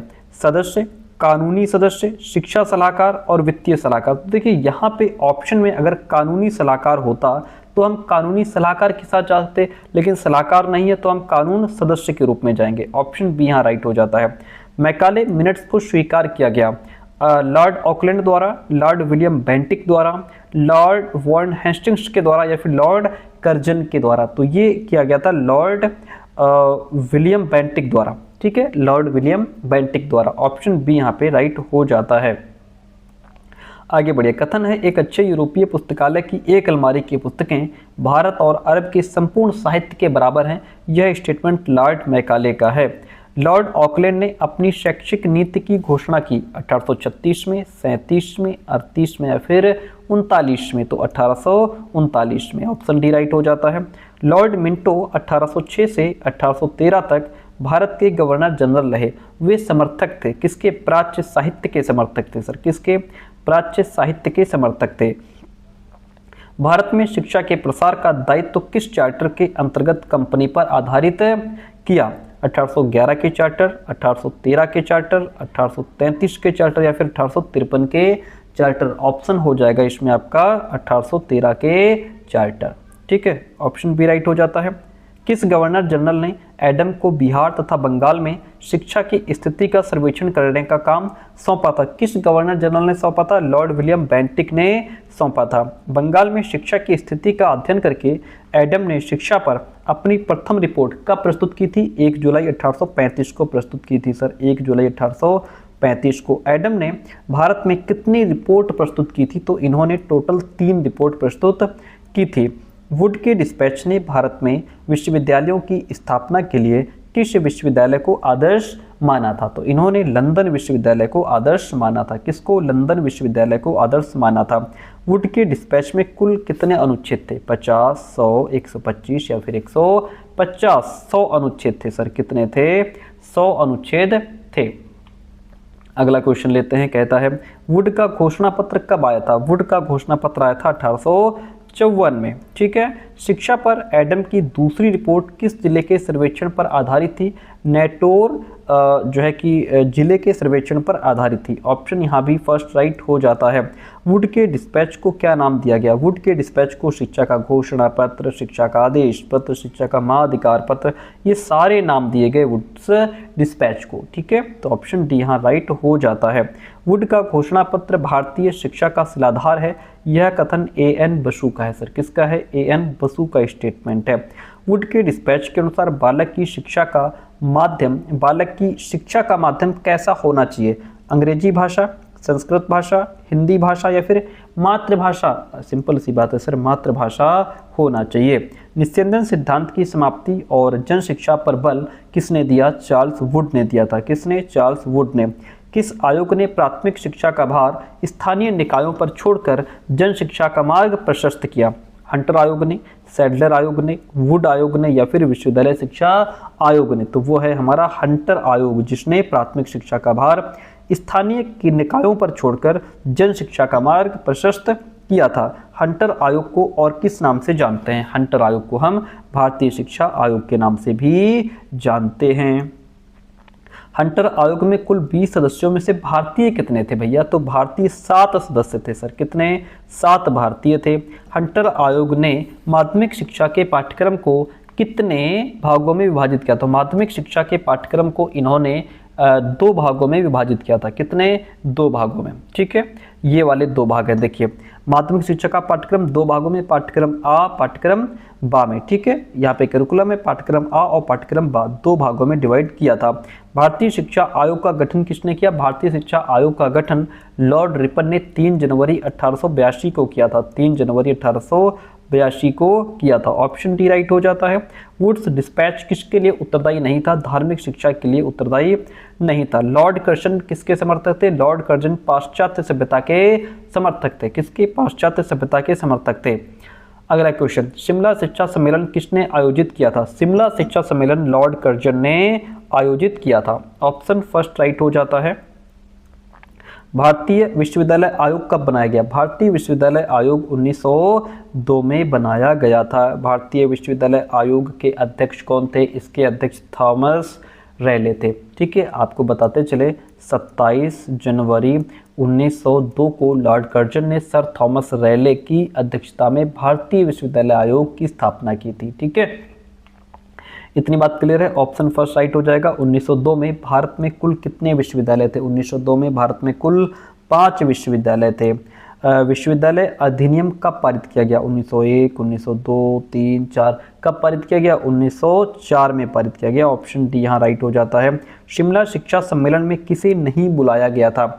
प्रांत के शिक्षा संचालकों को, मिशनरियों को, भारतीयों को या उपयुक्त में से किसी को नहीं बुलाया गया? आपको बता दें, इसमें भारतीयों को नहीं बुलाया गया। लॉर्ड कर्जन ने विश्वविद्यालय की स्थापना का आधार किस विश्वविद्यालय को माना है? तो इन्होंने लंदन विश्वविद्यालय को माना है सर। किसको? लंदन विश्वविद्यालय को। भारतीय विश्वविद्यालय आयोग ने अध्यापकों की नियुक्ति का काम किसे सौंपा है? विश्वविद्यालय को सौंपा है सर। किसको? विश्वविद्यालय को सौंपा है। कलकत्ता विश्वविद्यालय आयोग के अध्यक्ष कौन थे? कलकत्ता विश्वविद्यालय आयोग के अध्यक्ष माइकल सैडलर थे। लीड्स विश्वविद्यालय के उपकुलपति कौन थे? लीड्स विश्वविद्यालय के उपकुलपति थे माइकल सैडलर। ठीक है, चलिए यहाँ पे माइकल सैडलर की थोड़ी बात हो रही है। देखिए, 14 सितंबर सन 1917 को लीड्स विश्वविद्यालय के कुलपति डॉक्टर माइकल सैडलर की अध्यक्षता में कलकत्ता विश्वविद्यालय आयोग की नियुक्ति की गई थी। यानी कि कलकत्ता विश्वविद्यालय आयोग की नियुक्ति 14 सितंबर 1917 को की गई। और किसकी अध्यक्षता में? तो लीड्स विश्वविद्यालय के कुलपति थे डॉक्टर माइकल सैडलर, जिनकी अध्यक्षता में नियुक्ति की गई थी। ठीक है, और इसे सैडलर कमीशन 1917 के नाम से भी जाना जाता है। माइकल सैडलर ने अपने 7 सदस्यों के साथ, टोटल सदस्य कितने थे? 7 थे। कलकत्ता विश्वविद्यालय आयोग ने विश्वविद्यालय ने कौन सी समिति की स्थापना का सुझाव दिया था? तो इसने जो है कोर्ट, सिंडिकेट, अनुशासन समिति, इसमें आपका जो है कोर्ट और सिंडिकेट यानी कि ए और बी दोनों ही ऑप्शंस राइट हो जाते हैं। कलकत्ता विश्वविद्यालय आयोग का प्रतिवेदन, सुझाव एवं सूचना का सतत स्रोत रहा है। भारतीय शिक्षा के इतिहास में इसकी महत्ता असीम है। यह कथन किसका है? आर्थर मैथ्यू का स्टेटमेंट है सर। किसका? आर्थर मैथ्यू का स्टेटमेंट है। ब्रिटिश संसद ने भारत सरकार अधिनियम कब पारित किया? 1935 में पास किया। 1935 में। बेसिक शिक्षा के लिए अखिल भारतीय सम्मेलन कब हुआ? 1937 में हुआ था सर। 1937 में बेसिक शिक्षा के लिए अखिल भारतीय सम्मेलन किस नाम से जाना जाता है? अखिल भारतीय सम्मेलन, इसको वर्धा शिक्षा सम्मेलन के नाम से भी जानते हैं। वर्धा शिक्षा सम्मेलन। बुनियादी शिक्षा सम्मेलन की समय सारणी में कितना समय बुनियादी शिल्प हेतु निर्धारित किया गया था? 3 घंटा 20 मिनट का समय निर्धारित किया गया था। नई तालीम की योजना तैयार करने के लिए कौन सी समिति गठित की गई थी? वह थी जाकिर हुसैन समिति। कौन सी? जाकिर हुसैन समिति। केंद्रीय शिक्षा सलाहकार बोर्ड की रिपोर्ट को किस नाम से जाना जाता है? तो इसको सार्जेंट योजना के नाम से भी जाना जाता है। ऑप्शन ए राइट हो जाएगा। सार्जेंट योजना के अनुसार राष्ट्रीय शिक्षा किस स्तर की शिक्षा पर निर्भर है? तो यह पूर्व प्राथमिक स्तर की शिक्षा पर निर्भर है। ठीक है, ऑप्शन फर्स्ट राइट हो जाएगा। सार्जेंट के अनुसार शिशुशालाओं में नियुक्ति की जानी चाहिए, केवल अध्यापिकाओं की नियुक्ति की जानी चाहिए। सार्जेंट रिपोर्ट कितने भागों में विभाजित थी? सार्जेंट रिपोर्ट आपकी 12 भागों में विभाजित थी। क्वेश्चन कहता है सार्जेंट योजना का उद्देश्य इंग्लैंड की भांति भारत को कितने वर्षों में शीर्ष पर पहुंचाना था सर? 40 वर्षों में शीर्ष पर पहुंचाना था। साक्षरता न तो शिक्षा का प्रारंभ है न अंत। यह विभिन्न साधनों में से एक साधन है जिसके द्वारा पुरुषों और स्त्रियों को शिक्षित किया जा सकता है। यह कथन किसका है? महात्मा गांधी का स्टेटमेंट है सर। नगरों में शिशुशालाएं अलग से खोली जानी चाहिए। यह सुझाव किसने दिया था? भारत में युद्धोत्तर विकास की शिक्षा योजना का यह सुझाव है। भारत में विश्वविद्यालय स्थिति पर किसने विचार किया? केंद्रीय शिक्षा सलाहकार परिषद ने इस पर विचार किया। ऑप्शन फर्स्ट राइट हो जाएगा। विश्वविद्यालय अनुदान समिति के गठन का सुझाव किसने दिया था? सार्जेंट रिपोर्ट ने दिया था। आगे बढ़िए, ग्रामीण विश्वविद्यालय की स्थापना का सुझाव किसने दिया? कोठारी आयोग ने, भारतीय विश्वविद्यालय आयोग ने, नई शिक्षा नीति ने, या फिर राधाकृष्णन आयोग ने? राइट आंसर हो जाएगा आपका राधाकृष्णन आयोग ने। ठीक है, विश्वविद्यालय शिक्षा आयोग में कौन विदेशी नहीं था? KN बहल जो थे वो विदेशी नहीं थे। ऑप्शन ए राइट हो जाएगा। शिक्षण विश्वविद्यालय का विकास होना चाहिए स्नातकोत्तर शिक्षण और अनुसंधान विभाग के माध्यम से। शिक्षक प्रशिक्षण कार्यक्रम में विश्वविद्यालय शिक्षा आयोग का जोर प्रत्येक प्रशिक्षु के लिए डैश शिक्षण अभ्यास अनिवार्य होना चाहिए। तो ये 4 सप्ताह का शिक्षण अभ्यास अनिवार्य होना चाहिए। मुदालियर आयोग के अनुसार माध्यमिक शिक्षा किस कक्षा से किस कक्षा तक थी? तो जो माध्यमिक शिक्षा थी वह कक्षा 6 से 11 तक थी। कक्षा 6 से 11 तक। बहुउद्देशीय विद्यालय का विचार किसके द्वारा प्रस्तुत किया गया था? कोठारी आयोग के द्वारा, राष्ट्रीय शिक्षा नीति 1986 के द्वारा, राधाकृष्णन आयोग के द्वारा, या फिर मुदालियर आयोग के द्वारा? तो ये आपका जो है मुदालियर आयोग के द्वारा इसको जो है प्रस्तुत किया गया था। अगला क्वेश्चन, मुदालियर आयोग का कार्यक्षेत्र क्या था? मुदालियर आयोग का कार्यक्षेत्र था सर माध्यमिक शिक्षा। क्या था? माध्यमिक शिक्षा। मुदालियर आयोग यह अनुशंसा नहीं करता है कि विद्यार्थियों की केवल मानसिक प्रगति का आकलन किया जाना चाहिए। इस बात की अनुशंसा नहीं करता है। ठीक है, बाकी बाहरी परीक्षाओं की संख्या कम की जानी चाहिए, ये भी बात ठीक है। वस्तुनिष्ठ प्रकार के परीक्षण शुरू किए जाने चाहिए, ये भी बात ठीक है। निबंध प्रकार के परीक्षण कम से कम किए जाना, ये भी बात ठीक है। लेकिन ऑप्शन डी जो है वह बाहर हो जाएगा। अगला क्वेश्चन आपके सामने है, कहता है मुदालियर आयोग ने माध्यमिक शिक्षा के पाठ्यक्रम को विभाजित किया है। कितने भागों में विभाजित किया है सर? 7 समूह में विभाजित किया है। ऑप्शन फर्स्ट राइट हो जाएगा। पंचमुखी कार्यक्रम किसने प्रस्तुत किया था?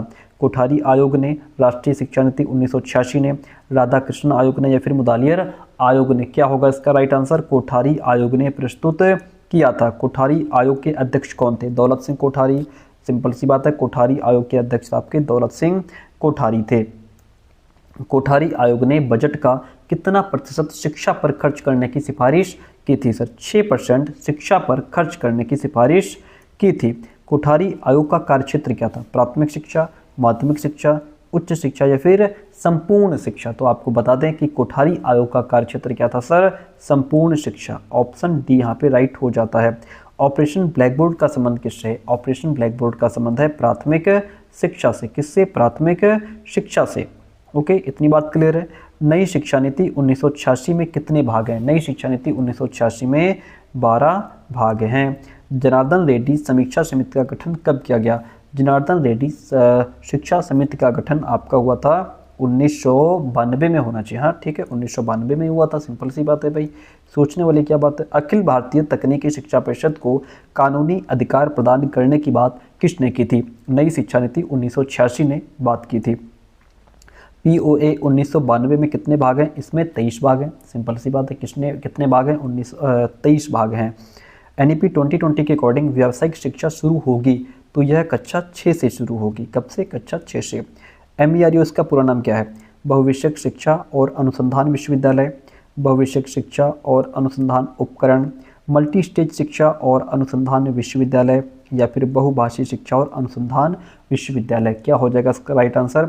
बहुविषयक शिक्षा और अनुसंधान विश्वविद्यालय। ऑप्शन फर्स्ट यहाँ पे राइट हो जाता है, ध्यान रखिएगा, पूछ लेगा। वर्तमान 10+2 स्कूल पाठ्यक्रम को एक नए पाठ्यक्रम से बदल दिया। Y5334 स्ट्रक्चर जो NEP 2020 ने दिया है। परख का मतलब यहाँ पे क्या है? परख का मतलब है समग्र विकास के लिए प्रदर्शन मूल्यांकन, समीक्षा और ज्ञान का विश्लेषण। ऑप्शन बी राइट हो जाता है। NEP 2020 का लक्ष्य उच्च शिक्षा में सकल नामांकन अनुपात को 26.3% से बढ़ाकर 50% करना है। कब तक होना चाहिए? 2035 तक होना चाहिए सर। प्यारे दोस्तों, यहाँ तक हमने 300 क्वेश्चन कंप्लीट कर लिए। अब हम 2024 का PYQ लेते हैं। यहाँ से क्वेश्चन आपके शुरू होते हैं 2024 के। ठीक है, ये क्या है, ये 2024 का PYQ हम लोग डिस्कस करने जा रहे हैं, 2024 का है। ठीक है, शरणत्रयी संबंधित थे वैदिक शिक्षा प्रणाली से, बौद्ध शिक्षा प्रणाली से, जैन शिक्षा प्रणाली से, या इनमें से कोई नहीं। तो शरणत्रयी जो है यह आपकी बौद्ध शिक्षा प्रणाली से संबंधित थे। शरणत्रयी के बारे में हमने यहाँ पे दिया था कि जो बौद्ध शिक्षा प्रणाली है इसमें 3 वचन शरणत्रय जिसको कहते हैं और नियम पब्जा संस्कार होते थे। बौद्ध शिक्षा व्यवस्था के अंतर्गत जब कोई बालक अपने घर से शिक्षक के लिए संघ में प्रवेश होता था तो मठ या विहार के अधिष्ठाता या शिक्षक भिक्षु उसका पब्जा संस्कार किया करते थे। ठीक है, इस संस्कार के दौरान शिक्षक शिष्य को 3 वचन उच्चारण करने का आदेश देता था, बुद्धम शरणम गच्छामि, धम्मम शरणम गच्छामि और संघम शरणम गच्छामि। ठीक है, और यहाँ पे आगे बढ़ेंगे तो जो है कि संघ के ये जो 3 वचन थे इसके बाद उन्हें शरणत्रय भी कहा जाता था। बालक शरणत्रयी लेता था, इसके बाद ही शिष्य को छात्र भिक्षु के रूप में स्वीकार किया जाता था। पब्जा संस्कार के बाद बालक सामनेर कहलाता था। ठीक है, तो ये वही शरणत्रयी है जो हम लोग समझना चाह रहे थे। कहता है कलकत्ता विश्वविद्यालय आयोग में कितने भारतीय सदस्य थे सर?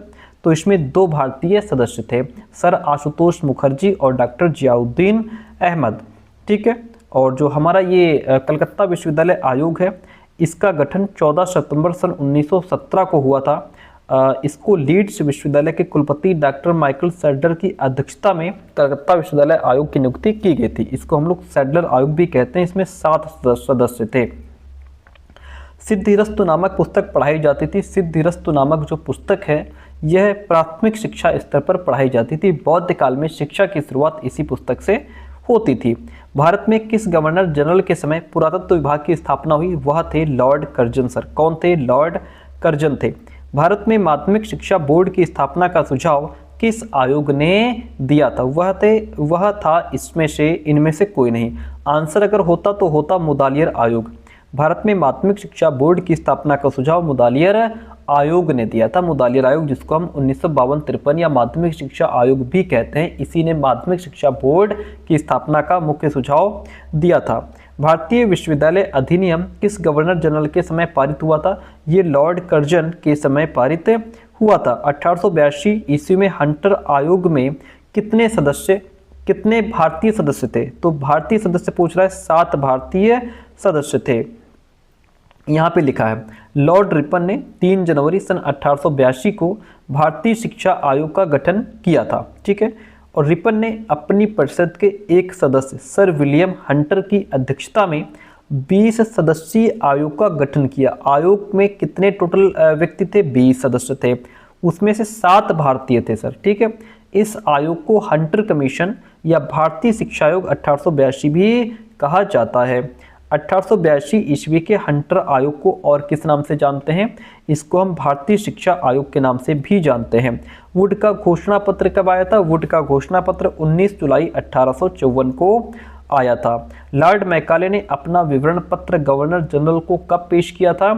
2 फरवरी 1835 को पेश किया था। लॉर्ड मैकाले ने अपना शिक्षा संबंधी विवरण पत्र, जिसको मैकाले मिनट भी कहते हैं, 2 फरवरी 1835 को तत्कालीन governor general Lord William Bentinck के पास उन्होंने क्या किया?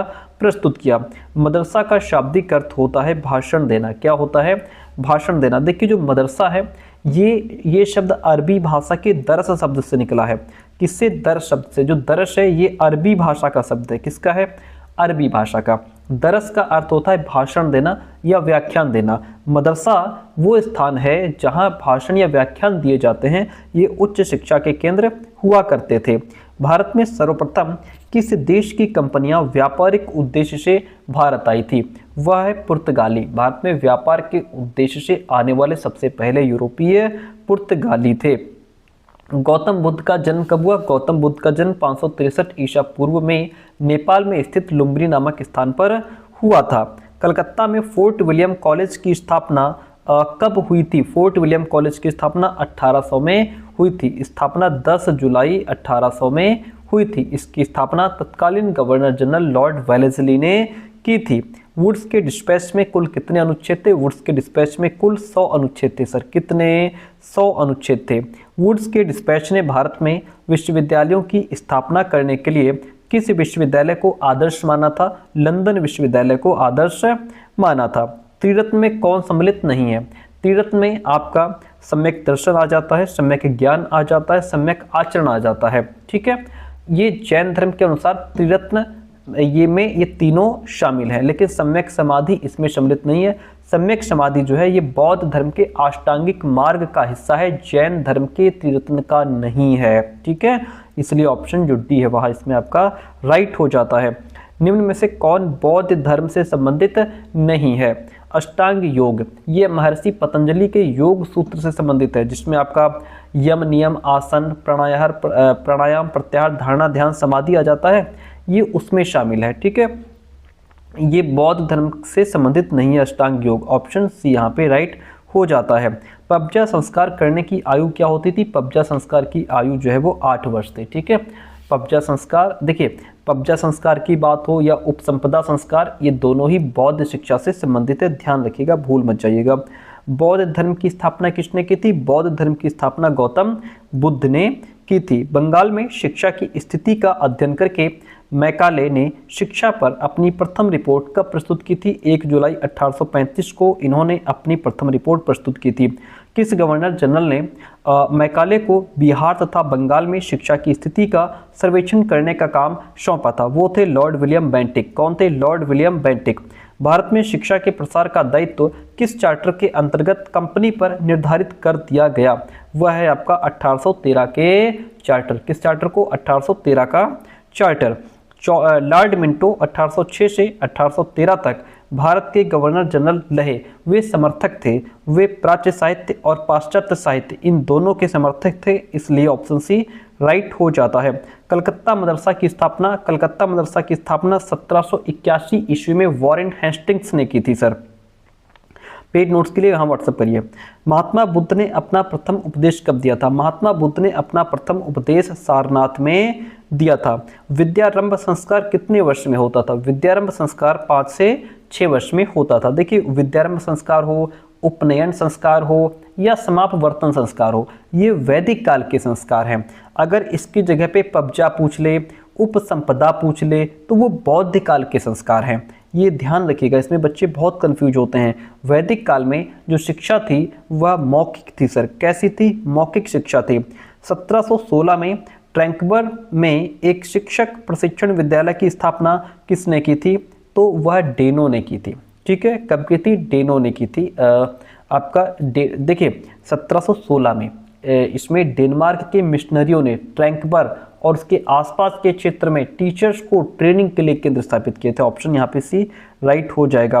गोवा में प्रिंटिंग प्रेस की स्थापना पुर्तगालियों ने कब की थी? 1556 में। भारत में पहला प्रिंटिंग प्रेस पुर्तगालियों के द्वारा 1556 में गोवा के सेंट पॉल कॉलेज में स्थापित किया गया था।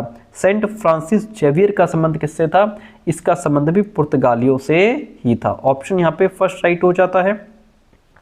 गोवा में जेसुइट कॉलेज की स्थापना किसने की थी? तो इसकी स्थापना भी पुर्तगालियों ने ही की थी। ठीक है, गोवा में सेंट पॉल कॉलेज, जिसको हम जेसुइट कॉलेज भी कहते हैं, इसकी स्थापना पुर्तगालियों के संरक्षण में 1542 में हुई थी। ठीक है, इसे सेंट फ्रांसिस जेवियर और उनके जेसुइट साथियों द्वारा संचालित किया गया था। इतनी बात क्लियर है। दिल्ली में मदरसा ए मुअज्जी की स्थापना किसने करवाई थी? इल्तुतमिश ने करवाई थी। मध्यकालीन शिक्षा में कौन सा गुण नहीं था?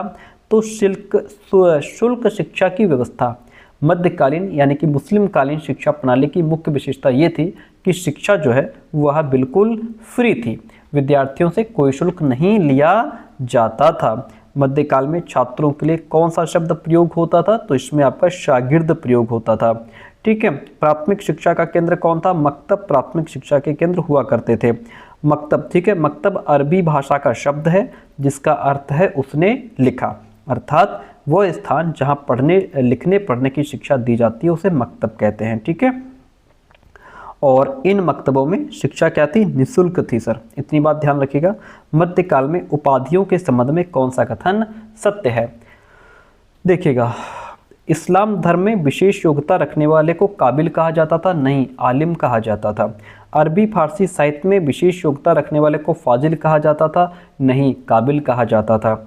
दर्शन शास्त्र में विशेष योग्यता रखने वाले को आलिम कहा जाता था? नहीं, फाजिल कहा जाता था। इसलिए यहाँ पे सारे ही ऑप्शंस क्या हैं? उपयुक्त में से कोई भी सत्य नहीं है सर। ठीक है, यहाँ पे देखिए लिखा है मदरसों में इस्लाम धर्म में विशेष योग्यता प्राप्त करने वालों को आलिम, अरबी फारसी साहित्य में विशेश योग्यता प्राप्त करने वालों को काबिल, तर्क तथा दर्शन शास्त्र में विशेष योग्यता प्राप्त करने वालों को फाजिल कहा जाता था। यहाँ से खूब क्वेश्चन पूछता है। मध्यकाल में बालकों के बिस्मिल्लाह रस्म की आयु क्या थी सर? 4 वर्ष 4 माह थी। ठीक है। संसार का सर्वप्रथम विश्वविद्यालय कौन सा था? संसार का सर्वप्रथम विश्वविद्यालय तक्षशिला था। ठीक है, इसे संसार का प्राचीनतम विश्वविद्यालय माना जाता है। बौद्ध काल में बौद्ध शिक्षा का माध्यम कौन सी भाषा थी? पाली भाषा थी। पाली भाषा थी। बौद्धकालीन शिक्षा के कितने स्तर थे? बौद्धकालीन शिक्षा के 2 स्तर थे, प्राथमिक शिक्षा और उच्च शिक्षा, प्राइमरी एजुकेशन और हायर एजुकेशन। उपनयन संस्कार किस काल की शैक्षिक विशेषता थी?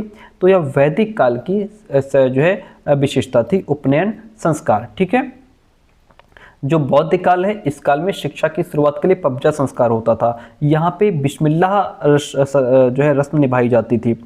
उपसंपदा संस्कार से तात्पर्य क्या है? उपसंपदा संस्कार से मतलब होता है भिक्षु जीवन में यहाँ से प्रवेश होता है। किसमें? देखिए, उपसंपदा संस्कार बौद्धकालीन शिक्षा प्रणाली का दूसरा संस्कार है। पहला पबजा है। उपसंपदा संस्कार 20 वर्ष से पहले नहीं होता था। ठीक है, 16 संस्कार में से कितने संस्कार से संबंध शिक्षा से है? तो यहाँ पे 4 संस्कार ऐसे हैं जिनका संबंध शिक्षा से है। 4 में आपका विद्यारंभ आ जाता है, उपनयन आ जाता है, वेदारंभ आ जाता है और फिर शिक्षा की समाप्ति पर समापवर्तन संस्कार आ जाता है। वैदिक कालीन टोल के संबंध में कौन सा कथन सत्य है? जो टोल होते थे वह शिक्षण संस्थान थे जिसमें संस्कृत की शिक्षा दी जाती थी। क्वेश्चन देखिए अगला, वैश्य वर्ण के छात्रों के उपनयन संस्कार की आयु क्या थी? वैश्य वर्ण के छात्रों के उपनयन संस्कार की आयु होती थी जो वह कितनी थी? आपकी 12 वर्ष। ठीक है, यहाँ पे लिखा हुआ है उच्च शिक्षा में प्रवेश की आयु भी वर्ण के अनुसार निर्धारित थी। 8 वर्ष की आयु में ब्राह्मण बच्चों का प्रवेश होता था। 8 वर्ष की आयु में ब्राह्मण बच्चों का उपनयन संस्कार किया जाता था। 10 वर्ष की आयु पर क्षत्रिय बच्चों का होता था। 10 वर्ष की आयु पर क्षत्रिय बच्चों का उपनयन संस्कार होता था। 12 वर्ष की आयु में वैश्य बच्चों का उपनयन संस्कार या गुरुकुल प्रवेश गुरुकुल में होता था और प्रवेश के समय बच्चों का उपनयन संस्कार किया जाता था। तो क्वेश्चन के अकॉर्डिंग हम जाएंगे ऑप्शन नंबर 12 के साथ में, डी के साथ में। समापवर्तन संस्कार किस काल की शैक्षिक विशेषता थी? यह वैदिक काल की शैक्षिक विशेषता थी। यह वैदिक काल का वो संस्कार था जो शिक्षा पूरी होने के बाद किया जाता था। इसका शाब्दिक अर्थ होता है घर वापस लौटना। वैदिक कालीन शिक्षा की कौन सी विशेषता नहीं थी? देखिए, वैदिक कालीन जो शिक्षा थी यह आपकी निःशुल्क शिक्षा थी। शिक्षा पर राज्य का नियंत्रण यहाँ पे नहीं था। गुरुकुल परंपरा थी, उपनयन संस्कार होता था। सिंपल सी बात है, ऑप्शन जो बी है वो वैदिक कालीन शिक्षा की विशेषता नहीं थी।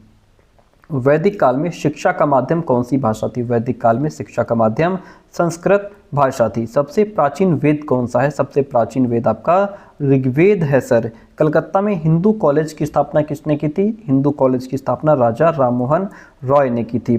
दी स्कूलिंग सोसाइटी के लेखक कौन है? दी स्कूलिंग सोसाइटी के लेखक इवॉन विलिच हैं।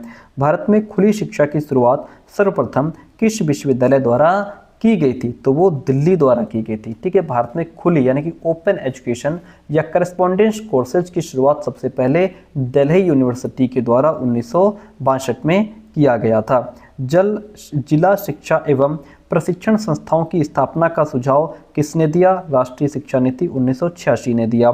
एक अच्छे परीक्षण की क्या विशेषता होती है? एक अच्छा परीक्षण जो है उसमें वैधता होती है, विश्वसनीयता होती है और वस्तुनिष्ठता भी होती है। इसलिए ऑप्शन डी राइट हो जाएगा। राष्ट्रीय माध्यमिक शिक्षा अभियान की शुरुआत कब की गई? इसकी शुरुआत जो है वह 2009 में हुई थी सर। कब हुई थी? इसकी शुरुआत 2009 में हुई थी। आगे बढ़ते हैं। कहता है भारत में पंचवर्षीय योजना का प्रारंभ कब हुआ? पंचवर्षीय योजना का प्रारंभ 1991, ये एक तारीख ध्यान रखिएगा, 1 अप्रैल 1991 को हुई थी। ठीक है, ऑप्शन यहाँ पे आपका कौन सा 1951 राइट हो जाता है। सबसे पहले किस विश्वविद्यालय में शिक्षा विभाग की स्थापना की गई थी? सबसे पहले किस विश्वविद्यालय में कलकत्ता विश्वविद्यालय में। भारत में सबसे पहले कलकत्ता विश्वविद्यालय में 1917 में शिक्षा विभाग यानी कि डिपार्टमेंट ऑफ एजुकेशन की स्थापना की गई थी। एनसीटी के 4 आधिकारिक क्षेत्रीय समितियों में से उत्तरी क्षेत्रीय समिति का मुख्यालय कहाँ है? तो ये जयपुर में है। कहाँ है? जयपुर में है। बीएड उपाधि से संबंधित अध्यापक शिक्षा कार्यक्रम किस स्तर की तैयारी से संबंधित है? तो यह आपका माध्यमिक स्तर की शिक्षा से, माध्यमिक शिक्षा कार्यक्रम के स्तर से संबंधित है। एनसीईआरटी के 4 क्षेत्रीय महाविद्यालयों में से कौन सा विकल्प सही नहीं है? तो वो बेंगलोर हो जाएगा। इसमें कोई भी क्षेत्रीय महाविद्यालय नहीं है। सर्वप्रथम पत्राचार पाठ्यक्रम शुभारंभ कहाँ किया गया? दिल्ली में। ठीक है, भारत में सर्वप्रथम पत्राचार पाठ्यक्रम करस्पॉन्डेंस की शुरुआत 1962 में दिल्ली यूनिवर्सिटी द्वारा की गई थी। अभी बताया मैंने। राष्ट्रीय प्रौढ़ शिक्षा कार्यक्रम की शुरुआत कब हुई थी? 1978 में। ठीक है, राष्ट्रीय प्रौढ़ शिक्षा कार्यक्रम जिसको NAEP भी कहते हैं, इसकी शुरुआत 2 अक्टूबर 1978 गांधी जयंती को की गई थी। ठीक है, राष्ट्रीय प्रौढ़ शिक्षा कार्यक्रम के अंतर्गत किस आयु वर्ग के युवक युवतियों को शिक्षा प्रदान करने का प्रावधान किया गया? तो वह है 15 से 35 वर्ष की आयु के निरक्षर लोगों को साक्षर बनाना राष्ट्रीय प्रौढ़ शिक्षा कार्यक्रम का मुख्य उद्देश्य था। NCTE की स्थापना कब हुई? इसकी स्थापना 1995। NCT मतलब राष्ट्रीय अध्यापक शिक्षा परिषद, national council for teacher education की स्थापना 1995 में हुई। राष्ट्रीय उच्चतर शिक्षा अभियान की शुरुआत कब की गई? इसकी जो शुरुआत है वह 2013 में की गई थी। उच्च शिक्षा संस्थानों के निरीक्षण के लिए NAAC यानी कि NAC की स्थापना कब की गई? NAC की स्थापना 1994 में, सितंबर 1994 में हुई थी, ध्यान रखिएगा। इंदिरा गांधी मुक्त विश्वविद्यालय की स्थापना कब की गई? इसकी स्थापना हुई थी आपकी 1985, सितंबर 1985। ठीक है, विश्वविद्यालय अनुदान आयोग को सांविधिक दर्जा कब प्रदान किया गया? 1956 में। कब प्रदान किया गया? 1956 में। एनसीईआरटी की स्थापना कब की गई? एनसीईआरटी की स्थापना 1961 में, 1 सितंबर 1961 में हुई थी। एनसीईआरटी का पूरा नाम होता है राष्ट्रीय शैक्षिक अनुसंधान और प्रशिक्षण परिषद, जिसको हम इंग्लिश में national council of educational research and training भी कहते हैं सर। संविधान के अनुच्छेद 21A में 6 से 14 आयु वर्ग के सभी बच्चों की अनिवार्य एवं निःशुल्क शिक्षा की व्यवस्था किस संविधान संशोधन द्वारा की गई थी? तो ये 86वें संविधान संशोधन द्वारा हुई थी। जो हमारा 86वां संविधान संशोधन 2002 में हुआ था, इसके माध्यम से भारतीय संविधान में अनुच्छेद 21A जोड़ा गया, जिसने 6 से 14 वर्ष की आयु के बच्चों के लिए शिक्षा को एक मौलिक अधिकार, फंडामेंटल राइट बना दिया था सर। देखिए, क्वेश्चन नंबर 72 है आपके सामने, कहता है कि 6 से 14 आयु वर्ग के बच्चों की अनिवार्य एवं निःशुल्क शिक्षा का निर्देश प्रारंभ में संविधान के किस अनुच्छेद में दिया गया? तो यह दिया गया था आपका 45वें अनुच्छेद में। भारतीय संविधान के अनुच्छेद 45 में मूल रूप से यह निर्देश दिया गया था कि राज्य संविधान के लागू होने के 10 वर्षों के भीतर 14 वर्ष तक की आयु के सभी बच्चों के लिए निःशुल्क और अनिवार्य शिक्षा प्रदान करने का प्रयास करेगा। ऑप्शन फर्स्ट यहाँ पे राइट हो जाता है। मध्याह्न भोजन योजना की शुरुआत कब की गई थी? इसकी शुरुआत हुई थी आपकी 1995, 15 अगस्त 1995 को, 15 अगस्त 1995 को। ऑपरेशन ब्लैक बोर्ड की शुरुआत कब की गई? इसकी शुरुआत हुई थी 1987-88 में। सर्व शिक्षा अभियान की शुरुआत कब की गई? इसकी शुरुआत हुई थी 2001 में। जिला प्राथमिक शिक्षा कार्यक्रम की शुरुआत कब की गई? इसकी शुरुआत हुई थी आपकी 1994 में। जिला प्राथमिक शिक्षा कार्यक्रम, जिसको हम डिस्ट्रिक्ट प्राइमरी एजुकेशन प्रोग्राम यानी कि DPEP भी कहते हैं, इसकी शुरुआत 1994 में की गई थी। NCTE को सांविधिक दर्जा कब प्रदान किया गया? इसको सांविधिक दर्जा 17 अगस्त 1995 को दिया गया। कब दिया गया? 17 अगस्त 1995 को।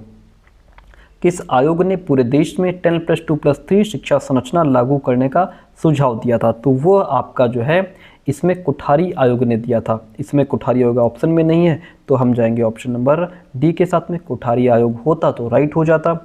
नवोदय विद्यालय स्थापित करने का सुझाव किस आयोग ने दिया था? वह है हमारा राष्ट्रीय शिक्षा नीति 1986। राष्ट्रीय शिक्षा नीति 1986। देश का भविष्य उसकी कक्षाओं में निर्मित हो रहा है, यह कथन किस आयोग द्वारा दिया गया है? यह कोठारी आयोग का स्टेटमेंट है। कोठारी आयोग ने अपनी रिपोर्ट भारत सरकार को कब प्रस्तुत की थी? तो ये प्रस्तुत की थी 29 जून 1964 को। ठीक है, कोठारी आयोग, जिसे राष्ट्रीय शिक्षा आयोग भी कहा जाता है, इसकी स्थापना कब हुई थी? इसकी स्थापना 14 जुलाई 1964 को की गई थी। ठीक है, जिसके अध्यक्ष डॉक्टर दौलत सिंह कोठारी थे। कोठारी आयोग ने बजट का कितने प्रतिशत शिक्षा पर खर्च करने का सुझाव दिया था? 6% इन्होंने शिक्षा पर खर्च करने का सुझाव दिया था। कोठारी आयोग का कार्यक्षेत्र क्या था? इसका कार्यक्षेत्र था संपूर्ण शिक्षा। कोठारी आयोग भारत का पहला ऐसा शिक्षा आयोग था जिसने केवल किसी एक स्तर प्राथमिक या माध्यमिक के बजाय शिक्षा के सभी स्तर प्राथमिक, माध्यमिक, उच्च इनके लिए व्यापक सिफारिशें दी थी। इसलिए इसका कार्य क्षेत्र संपूर्ण शिक्षा को माना जाता है। राष्ट्रीय शिक्षा आयोग किस आयोग को कहा जाता है? तो कोठारी आयोग को ही आधिकारिक तौर पर राष्ट्रीय शिक्षा आयोग, नेशनल एजुकेशन कमीशन के नाम से जाना जाता है। विश्वविद्यालय देखिए, विश्वविद्यालय शिक्षा आयोग की रिपोर्ट कितने अध्यायों में विभक्त है? तो ये 18 अध्याय में विभक्त है। विश्वविद्यालय शिक्षा आयोग का गठन कब किया गया था? ये 4 नवंबर 1948 को किया गया था। इसके अध्यक्ष डॉक्टर सर्वपल्ली राधाकृष्णन थे, इसलिए इसको राधाकृष्णन आयोग भी कहा जाता है। मुदालियर आयोग ने अपनी रिपोर्ट कब प्रस्तुत की थी? मुदालियर आयोग ने अपनी रिपोर्ट 29 अगस्त 1953 को प्रस्तुत की थी। ठीक है, 29 अगस्त 1953, ऑप्शन यहाँ पे ए राइट हो जाता है। बहुउद्देशीय विद्यालय खोलने का सुझाव सर्वप्रथम किसने दिया था? मुदालियर आयोग ने दिया था सर। मुदालियर आयोग का कार्यक्षेत्र क्या था? मुदालियर आयोग का कार्यक्षेत्र था माध्यमिक शिक्षा। ठीक है, मुदालियर आयोग को ही आधिकारिक तौर पर माध्यमिक शिक्षा आयोग के नाम से जाना जाता है। मुदालियर आयोग का गठन कब किया गया? इसका गठन 23 सितंबर 1952 को किया गया। किस आयोग ने विश्वविद्यालयी शिक्षा को समवर्ती सूची में रखने का सुझाव दिया था? विश्वविद्यालय शिक्षा आयोग 1948-49 ने ये सुझाव दिया था। विश्वविद्यालय अनुदान आयोग की स्थापना कब की गई? इसकी जो स्थापना है वह 1953 में की गई थी। ग्रामीण विश्वविद्यालय की स्थापना का सुझाव किस आयोग ने दिया था? इसका सुझाव दिया था विश्वविद्यालय शिक्षा आयोग ने। विश्वविद्यालय शिक्षा आयोग 1948-49 में कौन सदस्य के रूप में सम्मिलित नहीं था? तो इसमें हंसा मेहता सदस्य के रूप में शामिल नहीं थे। विश्वविद्यालय अनुदान समिति के गठन का सुझाव किस आयोग द्वारा दिया गया था? तो ये सार्जेंट योजना के द्वारा दिया गया था। भारत में विश्वविद्यालय अनुदान समिति, यूनिवर्सिटी ग्रांट्स कमीशन के गठन का सुझाव सार्जेंट योजना 1944 में दिया गया था। 1944 में केंद्रीय शिक्षा सलाहकार बोर्ड के अध्यक्ष कौन थे? तो इसके अध्यक्ष थे sir John sergeant. Sir John sergeant. भारतीय विश्वविद्यालय आयोग का गठन किस गवर्नर जनरल के समय हुआ था? ये हुआ था आपका लॉर्ड कर्जन के समय। ठीक है, भारतीय विश्वविद्यालय आयोग, इंडियन यूनिवर्सिटीज कमीशन की स्थापना 1902 में लॉर्ड कर्जन के कार्यकाल में हुई थी। निम्नलिखित में से कौन सम्मिलित नहीं है? हर्टा कमीशन 1930 जो है ये आपका सही से मैच इसमें नहीं है, बाकी आपके सारे ही सही है यहाँ पे। वर्धा शिक्षा सम्मेलन कब हुआ? 1937 में। ठीक है, इस सम्मेलन की अध्यक्षता महात्मा गांधी ने की थी। और बुनियादी शिक्षा की कौन सी विशेषता नहीं थी? तो भैया 6 से 13 आयु वर्ग के सभी बच्चों को निःशुल्क शिक्षा, ये इसकी विशेषता नहीं थी, क्योंकि गांधी जी ने 7 से 14 वर्ष की आयु के बच्चों के लिए निःशुल्क और अनिवार्य शिक्षा की वकालत की थी। 6 से 13 वर्ष की नहीं। ठीक है, ऑप्शन यहाँ राइट हो जाएगा। हमारे 400 क्वेश्चन कंप्लीट हो गए। अब 2025 का PYQ हम लोग कंप्लीट करेंगे।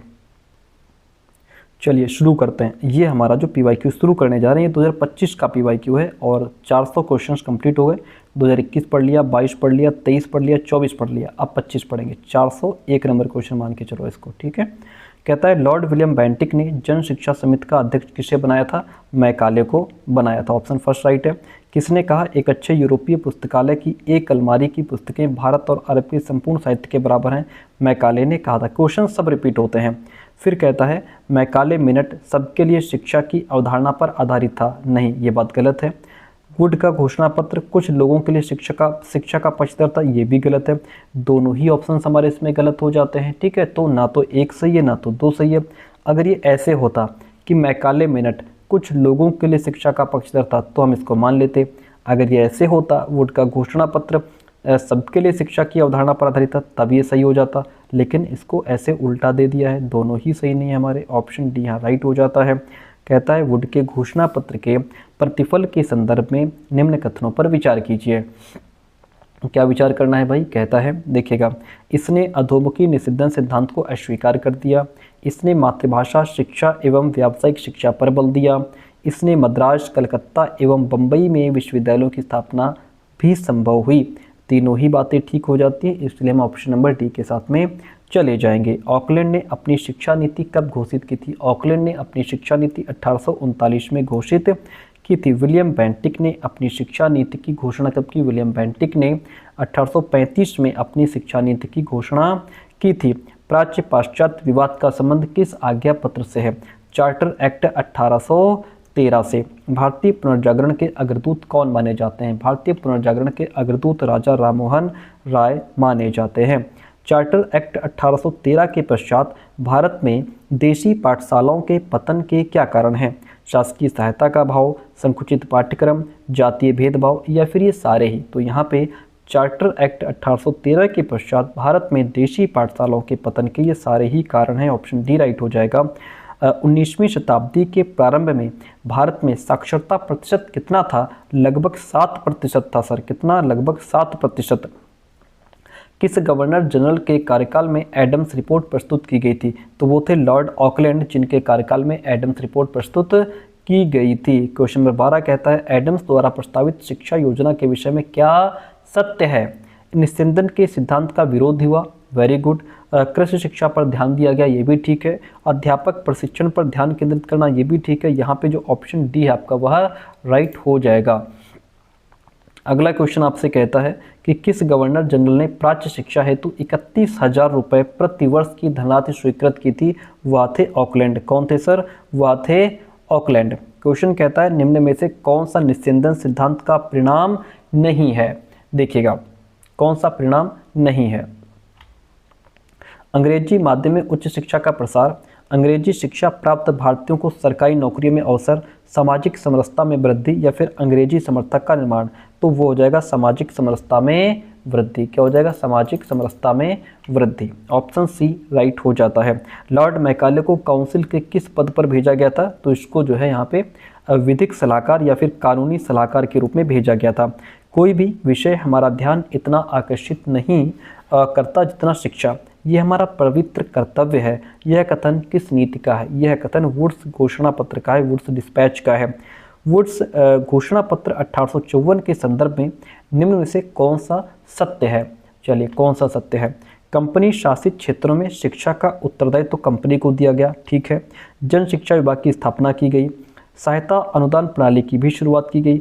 सारे ही ऑप्शंस ठीक हो जाते हैं। हम आगे बढ़ जाएंगे। किसे भारतीय शिक्षा का मैग्ना कार्टा कहा जाता है? वुड्स डिस्पैच को भारतीय शिक्षा का मैग्ना कार्टा कहा जाता है। भारत में सर्वप्रथम जन शिक्षा विभागों की स्थापना कहाँ की गई थी? कंपनी शासित प्रांतों के मुख्यालयों पर जन शिक्षा विभागों की स्थापना की गई थी। किस गवर्नर जनरल के समय हंटर कमीशन की नियुक्ति की गई? लॉर्ड रिपन के समय हंटर कमीशन की नियुक्ति की गई। ऑप्शन फर्स्ट यहाँ पे राइट हो जाएगा। हंटर कमीशन 1882 का कार्यक्षेत्र क्या था? इसका कार्यक्षेत्र था वुड्स घोषणा पत्र की समीक्षा करना, मिशनरी स्कूलों की भूमिका की समीक्षा करना, शिक्षा में राजकीय विद्यालयों की भूमिका का पता लगाना। कुल मिलाकर के ऑप्शन डी यहाँ पे राइट हो जाता है। हंटर कमीशन द्वारा किस वर्ग की शिक्षा हेतु सुझाव दिए गए थे? स्त्री शिक्षा, मुस्लिम शिक्षा, पिछड़ी एवं निम्न जाति के बच्चों की शिक्षा के बारे में सुझाव दिए गए थे। ऑप्शन डी राइट हो जाता है। प्राथमिक शिक्षा को स्थानीय निकायों को सौंपने का सुझाव किसने दिया था? भारतीय शिक्षा आयोग 1882 ने ये सुझाव दिया था। 1902 में भारत में कितने विश्वविद्यालय थे? 1902 में भारत में 5 विश्वविद्यालय थे। हंटर कमीशन ने माध्यमिक शिक्षा के माध्यम से विषय में क्या सुझाव दिए? तो इन्होंने क्या सुझाव दिए थे? इन्होंने किसी प्रकार का कोई सुझाव ही नहीं दिया, ठीक है। नोट्स के लिए जो नंबर दिया गया यहाँ व्हाट्सअप करिएगा, नोट्स लेकर के पढ़ाई शुरू कर दीजिए। माध्यमिक स्तर के पाठ्यक्रम को आ और बा वर्ग में विभाजित करने का सुझाव किसने दिया? हंटर कमीशन ने दिया था सर। ओके। भारतीय विश्वविद्यालय आयोग 1902 के अध्यक्ष कौन थे? सर रैले थे। कौन? रैले। रैले कमीशन के 2 भारतीय सदस्य कौन थे? डॉक्टर गुरुदास बनर्जी और सैयद हसन। ये रैले कमीशन के 2 भारतीय सदस्य थे। भारतीय विश्वविद्यालय आयोग 1902 के संदर्भ में क्या गलत है? देखिए, विश्वविद्यालय का अधिकारिता क्षेत्र निश्चित नहीं होना चाहिए, ये बात बिल्कुल गलत है, बाकी सब ठीक है। शाही विधान परिषद में किस भारतीय नेता ने भारतीय विश्वविद्यालय अधिनियम का पुरजोर विरोध किया? वह थे गोखले, जिन्होंने पुरजोर विरोध किया। लॉर्ड कर्जन की शिक्षा नीति किस वर्ष प्रस्तुत की गई? यह शिक्षा नीति 1904 में प्रस्तुत की गई। ऑप्शन फर्स्ट राइट हो जाता है। शिक्षा नीति 1904 के संदर्भ में निम्नलिखित में से कौन सा सुझाव सही है? देखिएगा, प्राथमिक स्तर पर किंडरगार्टन पद्धति का प्रयोग होना चाहिए। प्राथमिक शिक्षकों को 2 वर्षों का प्रशिक्षण भी दिया जाना चाहिए। प्रांतीय सरकारों को प्राथमिक शिक्षा पर हुए व्यय का 50% वहन करना चाहिए। सारी बातें ठीक हो जाती हैं। ऑप्शन डी राइट हो गया। केंद्रीय शिक्षा विभाग की स्थापना किसने की थी? केंद्रीय शिक्षा विभाग की स्थापना लॉर्ड कर्जन ने की थी। सर किसने? लॉर्ड कर्जन ने। पुरातत्व स्मारक संरक्षण अधिनियम कब पारित हुआ था? पुरातत्व स्मारक संरक्षण अधिनियम पारित हुआ था 1904 में। भारत में पहला केंद्रीय कृषि अनुसंधान संस्थान कहाँ स्थापित हुआ था? पूसा में स्थापित हुआ था। सर कहाँ? पूसा में स्थापित हुआ था। शिमला शिक्षा सम्मेलन 1901 कितने दिन तक चला? यह आपका चला था 15 दिन तक। कितने? 15। 1906 में किस भारतीय राज्य ने 7 से 12 वर्ष के बच्चों हेतु प्राथमिक शिक्षा अनिवार्य कर दी थी? तो ये बड़ौदा राज्य, ठीक है। किस भारतीय राज्य ने? बड़ौदा ने, ठीक है। ऑप्शन यहाँ पे बी राइट हो जाता है। भारतीय राष्ट्रीय कांग्रेस ने राष्ट्रीय शिक्षा संबंधी प्रस्ताव कब पारित किया था? 1905 में पारित किया था। सर राष्ट्रीय कॉलेज कलकत्ता के प्रथम प्राचार्य कौन थे? तो प्रथम प्राचार्य थे इसके अरविंद। प्रथम प्राचार्य थे अरविंद। कलकत्ता विश्वविद्यालय आयोग की स्थापना कब हुई? इसकी स्थापना हुई थी 14 सितंबर 1917 को। 1916 में बंगाल के शिक्षा संचालक कौन थे? सर आशुतोष मुखर्जी थे। सर आशुतोष मुखर्जी थे। कलकत्ता विश्वविद्यालय आयोग के सुझाव के संदर्भ में क्या सत्य है? सत्य आपको बताना है। तो विश्वविद्यालयों को प्रत्येक क्षेत्र में स्वायत्तता दी जानी चाहिए, यही इसके बारे में सत्य है। देखिए 43 नंबर क्वेश्चन कहता है, भारत में माध्यमिक शिक्षा बोर्ड की स्थापना का सुझाव किस आयोग ने दिया था? तो वो दिया था पे कलकत्ता विश्वविद्यालय आयोग ने। ऑप्शन सी राइट हो जाता है। भारतीय विश्वविद्यालयों के आंतरिक प्रशासन हेतु कार्यकारिणी परिषद के गठन का सुझाव किस आयोग ने दिया था? सर सैडलर कमीशन ने दिया था। किसने? सैडलर कमीशन ने दिया था। विश्वविद्यालयों में विद्वत परिषदों यानी कि एकेडमिक काउंसिल्स के गठन का सुझाव किसने दिया? ये सुझाव दिया था कलकत्ता विश्वविद्यालय आयोग ने। किसने? कलकत्ता विश्वविद्यालय आयोग ने। आगे बढ़ते हैं। क्वेश्चन नंबर 46 कहता है, 1937 में अखिल भारतीय राष्ट्रीय शिक्षा सम्मेलन का आयोजन कहाँ किया गया? इसका जो आयोजन है वह वर्धा में किया गया था। सर कहाँ किया गया? वर्धा में किया गया। अखिल भारतीय राष्ट्रीय शिक्षा सम्मेलन का सभापति कौन था? इसके सभापति महात्मा गांधी जी थे। कौन थे? सभापति महात्मा गांधी जी थे। वर्धा शिक्षा सम्मेलन के प्रस्तावों के संदर्भ में क्या गलत है? शिक्षा मातृभाषा एवं अंग्रेजी भाषा दोनों माध्यमों से दी जा सकती है, यही गलत है। ऑप्शन बी यहाँ पे राइट हो जाएगा। यहाँ पे बात हुई थी सिर्फ मातृभाषा की। कांग्रेस के किस अधिवेशन में बुनियादी तालीम स्वीकार की गई? किस अधिवेशन में? हरिपुरा अधिवेशन में बुनियादी तालीम स्वीकार की गई। निम्न में से कौन सा गांधी जी की बुनियादी तालीम का उद्देश्य नहीं है? तो शासन से सहकार होना, ये जो है कि बुनियादी तालीम का उद्देश्य नहीं है। खेर समिति का संबंध किससे था? खेर समिति का संबंध प्राथमिक शिक्षा से था। आगे बढ़ जाते हैं। 52 नंबर क्वेश्चन है, आचार्य नरेंद्र देव समिति 1939 किससे संबंधित थी? यह आपकी माध्यमिक शिक्षा से संबंधित थी। उत्तर प्रदेश में केंद्रीय प्रशिक्षण संस्थान की स्थापना का सुझाव किसने दिया? ये सुझाव दिया था आचार्य नरेंद्र देव समिति प्रथम ने। केंद्रीय शिक्षा सलाहकार बोर्ड की स्थापना पहली बार कब की गई? 1920 में की गई। सिंपल सी बात है। सार्जेंट योजना कब प्रस्तुत की गई? सार्जेंट योजना आपकी 1944 में प्रस्तुत की गई थी। ठीक है।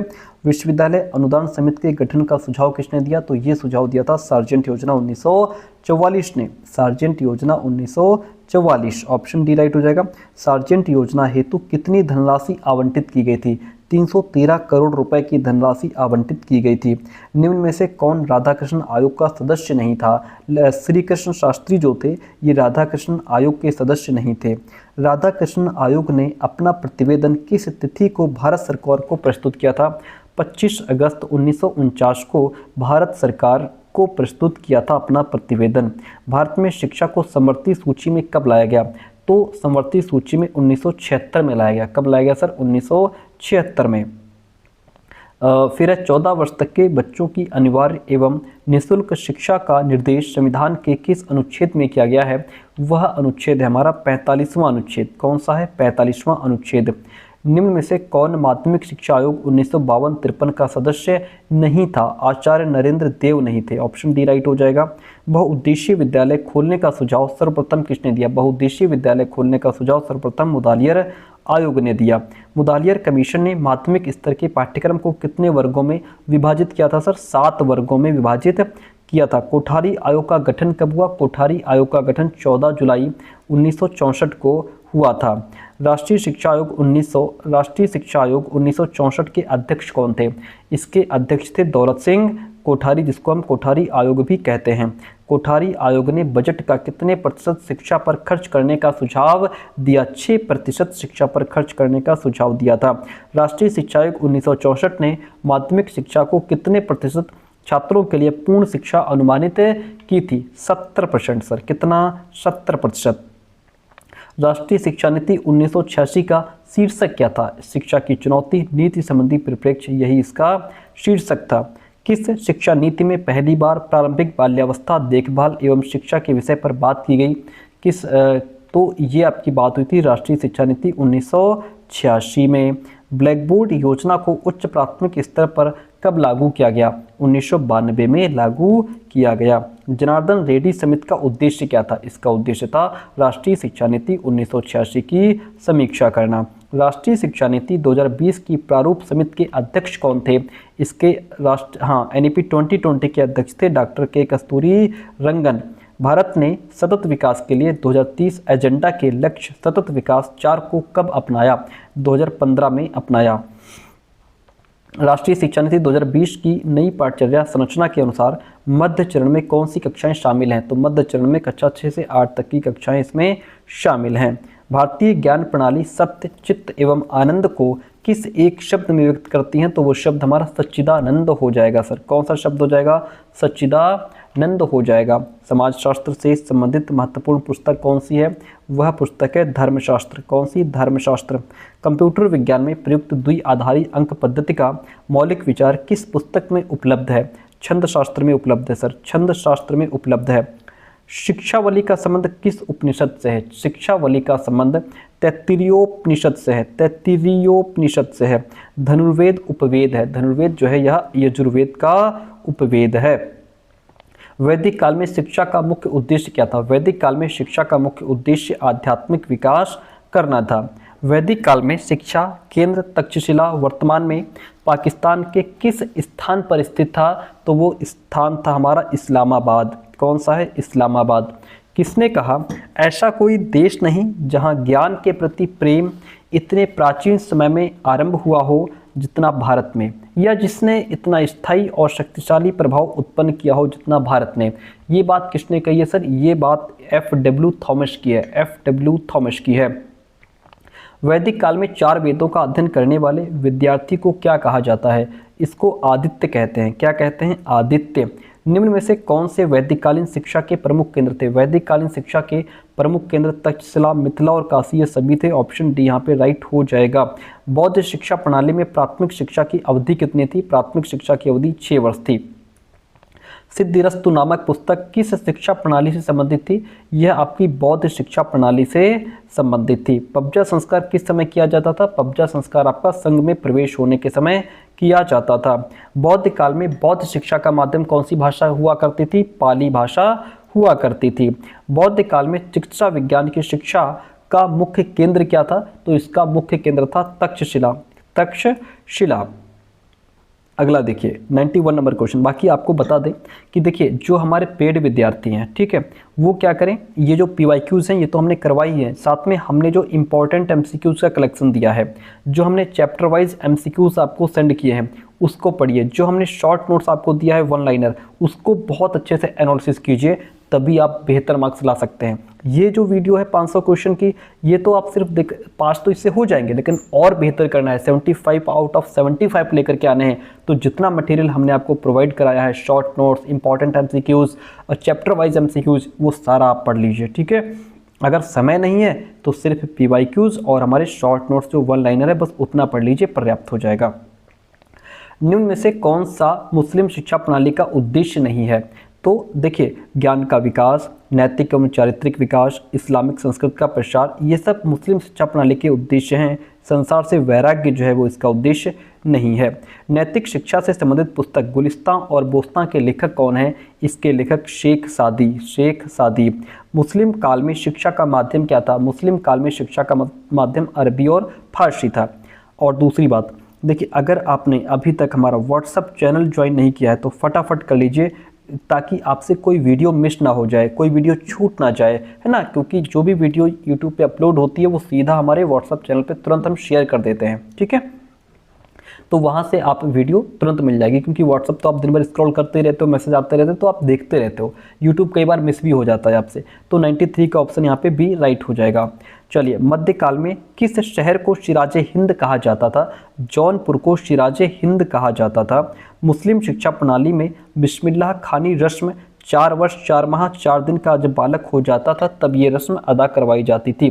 श्रीरामपुर त्रिमूर्ति के नाम से कौन प्रसिद्ध थे? तो इसमें कैरे, वार्ड और मार्समैन संबंधित थे।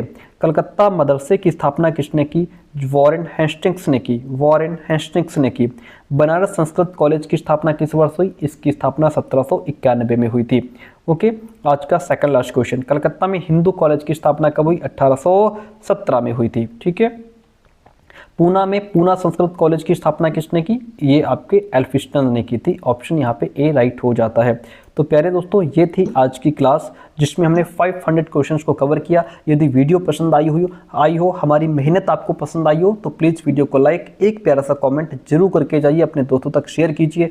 नोट्स के लिए यहाँ मैसेज कर लीजिए, और यूपी टेट के लिए हमारा जो दूसरा यूट्यूब चैनल है जिसका लिंक डिस्क्रिप्शन बॉक्स में है, लर्न विद एसपी सर, उसको जरूर सब्सक्राइब कर लीजिए। और हाँ, व्हाट्सअप चैनल को ज्वाइन करना बिल्कुल ना भूलें, ठीक है।